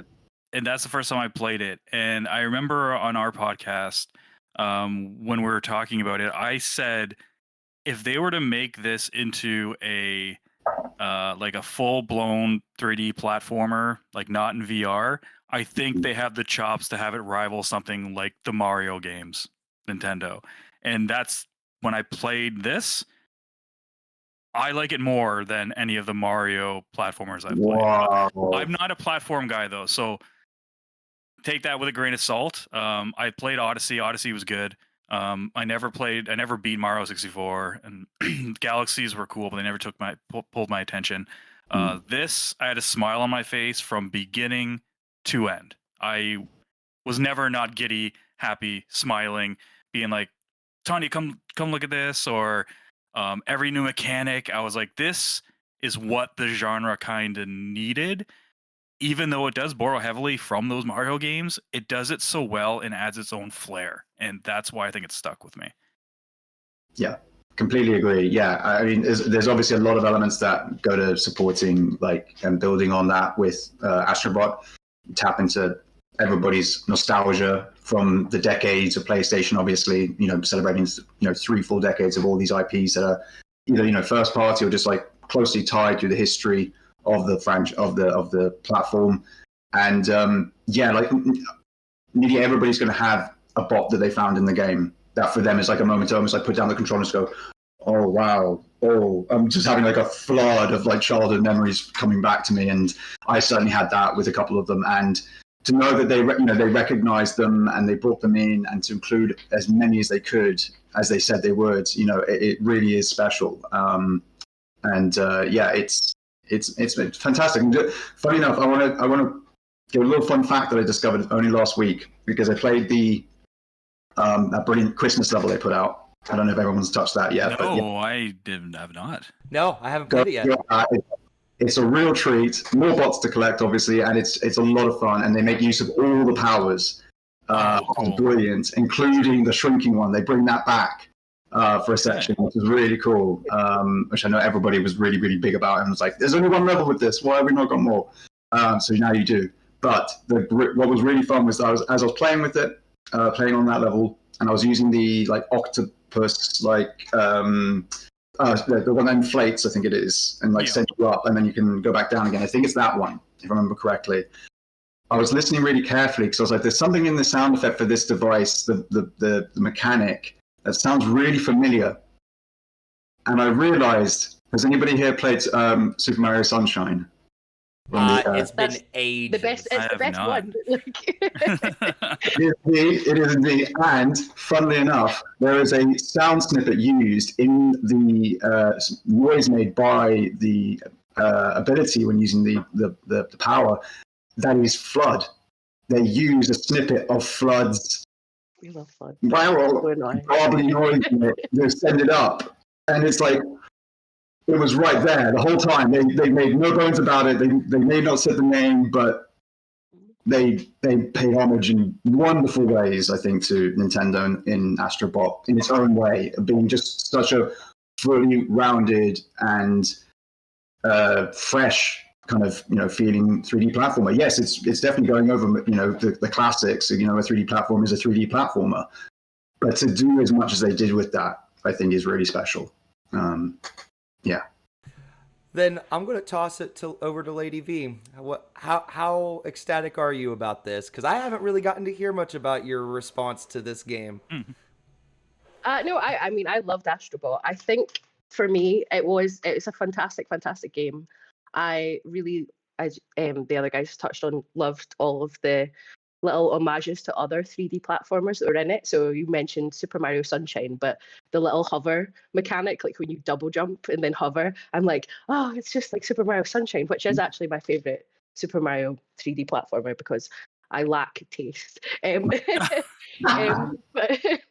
I really, really enjoyed it. I think there was definitely some of the moments where I found some of the bots, but I didn't grow up. I've never owned a PlayStation until PlayStation 4.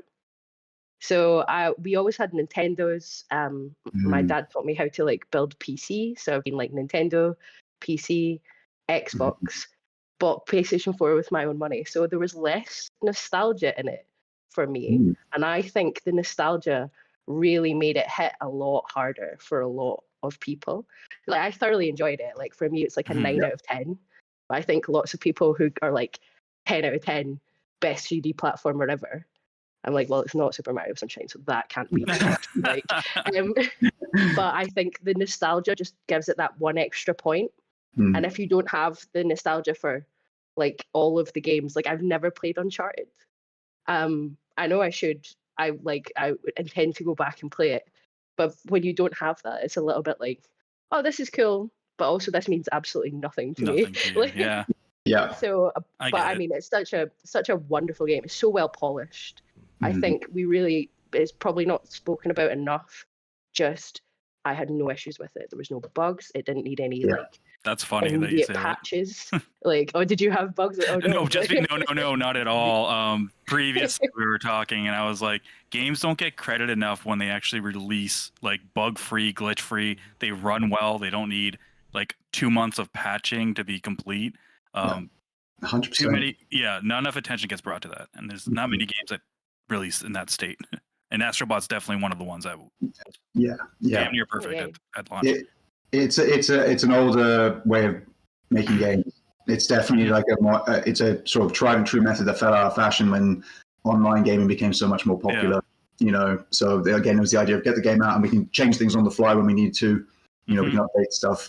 And we need the feedback anyway to make sure that the game works correctly. But with single player games, if you're going through enough QA testing and you're spending enough time on it, giving your team enough time to, polish everything and make sure it all goes together smoothly, then you'll never have any sort of issues like that. You'll never even need a day one patch. I think it probably did have something like that maybe. But again, if it's there ready for every player, as soon as they take it out of the box, then it's great. Yeah. No one wants an unfinished product, and somehow down the line during the last like decade or so, it's become acceptable by gamers to be like, yeah, we'll still buy a game day one, but we know if we want to wait another 3 months, it's going to be way better shape than it is today.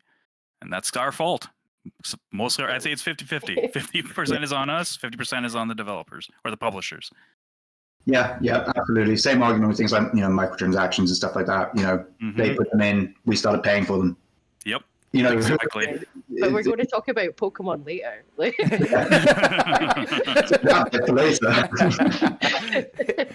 So, Jeff, it's been a rough year for you in the sense of there's just too many good games, and you've been back and forth quite a bit. So, between Metaphor ReFantagio, and I know you've been talking about Indiana Jones might even be your game of the year. Now that we're here at the end of the year, where do you find Astrobot amongst them all for yourself personally? The exact position, I don't know. This year has been fantastic, and it's almost like the kind of year when you play a great game, like this is probably my game of the year, and then you play another great game, like, well, maybe this is my game of the year, and that just keeps going. And it kind of pushes stuff off. My list now compared to when we did the mid-year game of the year episode with you guys is totally changed. Like none of those 3 games I had on there are even in my top 3 anymore. That's how good it's been. Astro, I assume it'll be probably no lower than 5, but definitely no higher than 3, just because my 1 and 2 is going to be either Indie or Metaphor. But there's a good chance Astro was 3. I 100% think it's deserving of any game of the year, though. They nailed it. It talks to a lot of people. You have someone like Lady V who doesn't have the nostalgia but still love the game, and then you have people like us who it does give us that extra point. Like playing those levels, like it was great that are themed after old school PlayStation games and new school PlayStation games. Like that God of War is one of my favorite franchises of all time, and that God of War level is fantastic. They nailed it. So I think it deserves all the praise it's getting. I don't think there is a wrong game of the year this year, as long as it's within like a 5-game thing that there's one game that's getting a lot of hype in a lot of places that I honestly, for the love of God, I don't know how it is making these lists as high as like top 3. But that Final Fantasy Rebirth. But I just mean as like a mechanically wise, I just don't think that's a good game. Speaking of nostalgia, Lady V, I think that game is 90% nostalgia and characters. But anyway, I digress. This isn't a Final Fantasy Rebirth 8 episode. But I did beat it. But yeah, other than that, I think Astro is totally deserving of any kind of Game of the Year award it gets. Well done. Like Asobo killed it. Not Asobo, sorry, Asobi. They did not. Asobo did not kill it. Microsoft just like similar my PC multiple times, like to boot to desktop. Like oh god. The one thing I'll say about Astrobot, and then we'll talk about honorable mentions, but I've said it 100 times on the podcast, man. It's just it's the best thing I've played since Mario 64. I love it so much, and it is that thing of I think it was Harry who said it, is like I didn't think I was gonna, or maybe it was Jeff. I don't know. I didn't think I'd play a platformer that got me hooked like this ever again. And I mean, I'm very much where Jeff was at, where I went into this game not really thinking I was going to love it, or I thought it would just be cool, and I definitely wanted to try it out. I've been experiencing a lot of new games here in the Gamer Social Club this year, so this has definitely been one of them, and I'm so glad. So, but also, I think the coolest thing for me as a dad watching this is the thing they talked about at the Keeley Awards, where the developers came up and they're like, oh yeah, we're so happy that this is going to be other kids' first memory playing Astrobot. And that's kind of been my thing. I look over, Astrobot's my most played game of the year, and that's halfly because of this kid right here.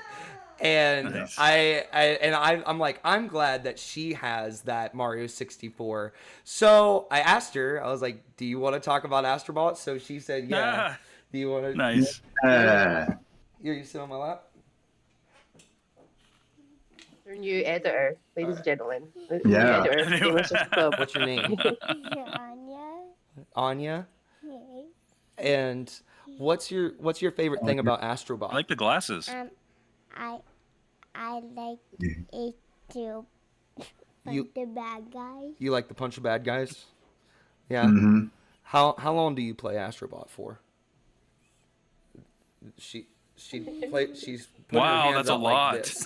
That many times, which is a lot of times, isn't it? Yeah, that's a lot. What's your favorite level? What level? What's your favorite level?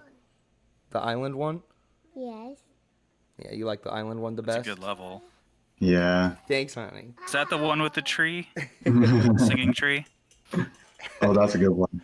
That's a That good is a one. good yeah. level. Well done. Yeah, every time I look Yeah. over, she's trying to play the lobster level, or it's the octopus one. My bad, the octopus. Yes. One. Yeah, she's all. Yeah. I always every time I look over, she's found her way back to that mission. So Mm-hmm. she never finishes one. She always just hops in and out of all these different worlds. But Yeah. so what's some honorable mentions? And I'll start off with Lady V. What are some honorable mentions for Game of the Year? Well, personally, I just will always say that Balatro was robbed. It has taken 250 hours of my year away from me, and I don't Wow. even think it got a mention on our nominees. I'm not entirely sure. I can't No, remember. I don't think so. Yeah, wrong. Honestly, regarding Balatro, sorry, I just started playing it a few days ago, and I really think it's a game you have to play to understand how brilliant it is. And I think that's a barrier for some people. But once they play it, it's like crack. Yeah. It was one of those ones when they did the nominees for the Keeley Awards, as we're now calling them, which I love. People were like, "What is this doing here?" And I'm like, "If you're asking that question, you do not have an addiction to Balatro, and you should probably never pick it up because you will get none of your time back." Yeah. But I didn't play a lot of the big AAA releases this year. I've played like almost entirely indies, so my list is very indie focused. I think because I've not played Indiana Jones yet. I That's an didn't play indie game. Metaphor. Yeah, I've not had a chance to get Got 'em. round to Metaphor. Even though I love Atlas, and I like, again, it's on my list, but I've not had a chance to play it yet. So yeah, mine's is mostly indies that people have probably never heard of. But I will shout out my actual game of the year, which was Ultros. I put it at the start of the year. It was my first review for Gamer Social Club, and it's just a phenomenal game. It does loads of stuff that you're just really not expecting it to do. And if anyone's looking for an indie recommendation, it might be on the Steam Winter Sale. Just go check it out right now. Probably, yeah. Oh, it's really good. I might have to check that out. It looks cool. It's really good. Yeah, the art style is incredible. I really want to play this one again. Metroidvania is another one of my sort of go-to genres. So like anytime a Metroidvania comes up, it's like, yeah, add it to the wish list. And that's been on there for a while. Yeah, so I'll definitely get around to that. Then can I say an honourable mention that seems to have been snubbed on a lot of lists? Go for it. And speaking of Metroidvania, Prince of Persia and the Lost Crown.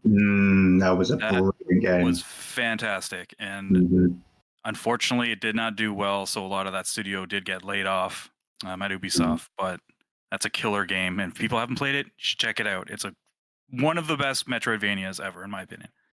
Also on sale all the time, so easy to pick up too. And Harry, what about you? Honorable mentions. Honorable mentions, yeah. We bring up so many other things. As like I'm thinking, like there's so many topics to talk about here, but now I'll try and keep it to the honorable mentions. Like Lady V, I've spent much of this year playing a lot of indies. In particular, I've just found that over the years, as I've gotten older, that's where I find a lot of my joy in gaming in general. And for many reasons. But yeah, I've played a few of the bigger games this year. Rebirth. I'm playing Metaphor right now. First time playing one of those sort of games before. I've never touched a Persona or anything like that. I'm really enjoying it, so I can definitely see why I was in the conversation. I want to play Indiana. I want to play Stalker 2. There's so many there's, again, my wish list backlog from this year alone, just like last year, is insane. So but no, I think as far as my honorable mentions, there would be a few more indies probably in that respect. Animal Well, I think, is sort of one of them. Yeah, like that. Again, just gee whiz, what a game! That is like, that's a Metroidvania fans Metroidvania sort of thing. Like it's such a brilliant game. in has its no right design. to be so good for such a small file size and made It's by crazy. one man. It- Like, It puts I'm some obsessed with the binding and law. I'm obsessed Latro, with them. and that's the wonderful thing about these games. They put everybody to shame to a certain extent, not in a really mean way, but it's just sort of like a look what you can do if you just have like this really, really strong vision, and you persevere and you put the time in, and you can make something crazy special. And I mean, and you see these devs online that like sharing on their social media, like the way they've done their code is crazy. And half of them is like held together by sticks and bubble gum, but it works and it's amazing. I think Balatro in particular, I think the local thunk showed a lot of their sort of back end and was like, it's crazy. Don't look behind the curtain. But yeah, Animal World will probably be my number one pick. I've definitely had some like games that have like stood out to me this year from like doing the reviews and stuff like that. Like big surprises. Not necessarily like 10 out of 10 games, but just like really cool ones. And I'll shout out those just because then it gets their names out there a little bit. And one of them is Drover, Forsaken Kin. I spent a lot of time in that game, and it was all worthwhile. It's phenomenal for what it is. Like as a small indie team doing a CRPG of the scale of like a Gothic, something like that is fantastic. And not an indie necessarily, but like part of the EA Originals plan was Tales of Kanzera Zao. That was another great Metroidvania again. Love that game. And yeah, I'll keep it there. There's too many games. I think I've forgotten half of my game of the years. That's the problem. Yeah. So many. It's been rough, and we're about to talk about some Space Marine 2 here in a little bit. But Space Marine 2 is probably going to be my honorable mention, just simply for the fact of it's brought back that 360 era type of game and really showed that, hey, a game like this can still be successful in the year 2024. So I know like there's Black Myth Wukong that I would love. I'm sure like if I played it, I'd look back and be like, oh, I bet you that would have been my game of the year. Or once I finished Dragon Age, I would have been like, oh, I bet that might have been my game of the year. But I that's the thing is like as of right now, all the things I've played, Astrobot's definitely my game of the year. So it's probably a good thing I haven't played those other ones. That way I can actually have something to talk about. I think you'd probably still have your pick as Astrobot. Not the other games are bad. You're good. They're great. I just yeah. Okay. All right. We'll Space Marine your honorable mention because Phrase is off to the side, like with the rifle. He's being like, blink your eyes "That's mentioned twice. Space Marine," like He's standing behind me with a gun, guys. Not now. Thank you all so much for watching. Please, I'm begging you. I'm clearly on my hands and knees begging you to like and subscribe our channel, please. What are you doing? Do you not care? Do you know how hard I've worked on this? Just comment, subscribe, or something. And, make sure to check out our website, gamersocialclub.ca. And join us next weekend as we talk gaming news. I've been your host, Nathan Lockhart, and this has been the 2024 Gamer Social Club Game of the Year Awards. My necklace is fucked up. Damn it. I hope that wasn't like that the whole time. Goodbye. Do you guys have a villain, a standout villain that you thought like completely made this story? Why am I such a dumbass all of a sudden? Like, I can't think of a single villain out of all these games that I've ever played where the villain just completely made the game. And I'm like, huh. And then I'm sitting here looking, and I'm like, huh. Handsome Jack.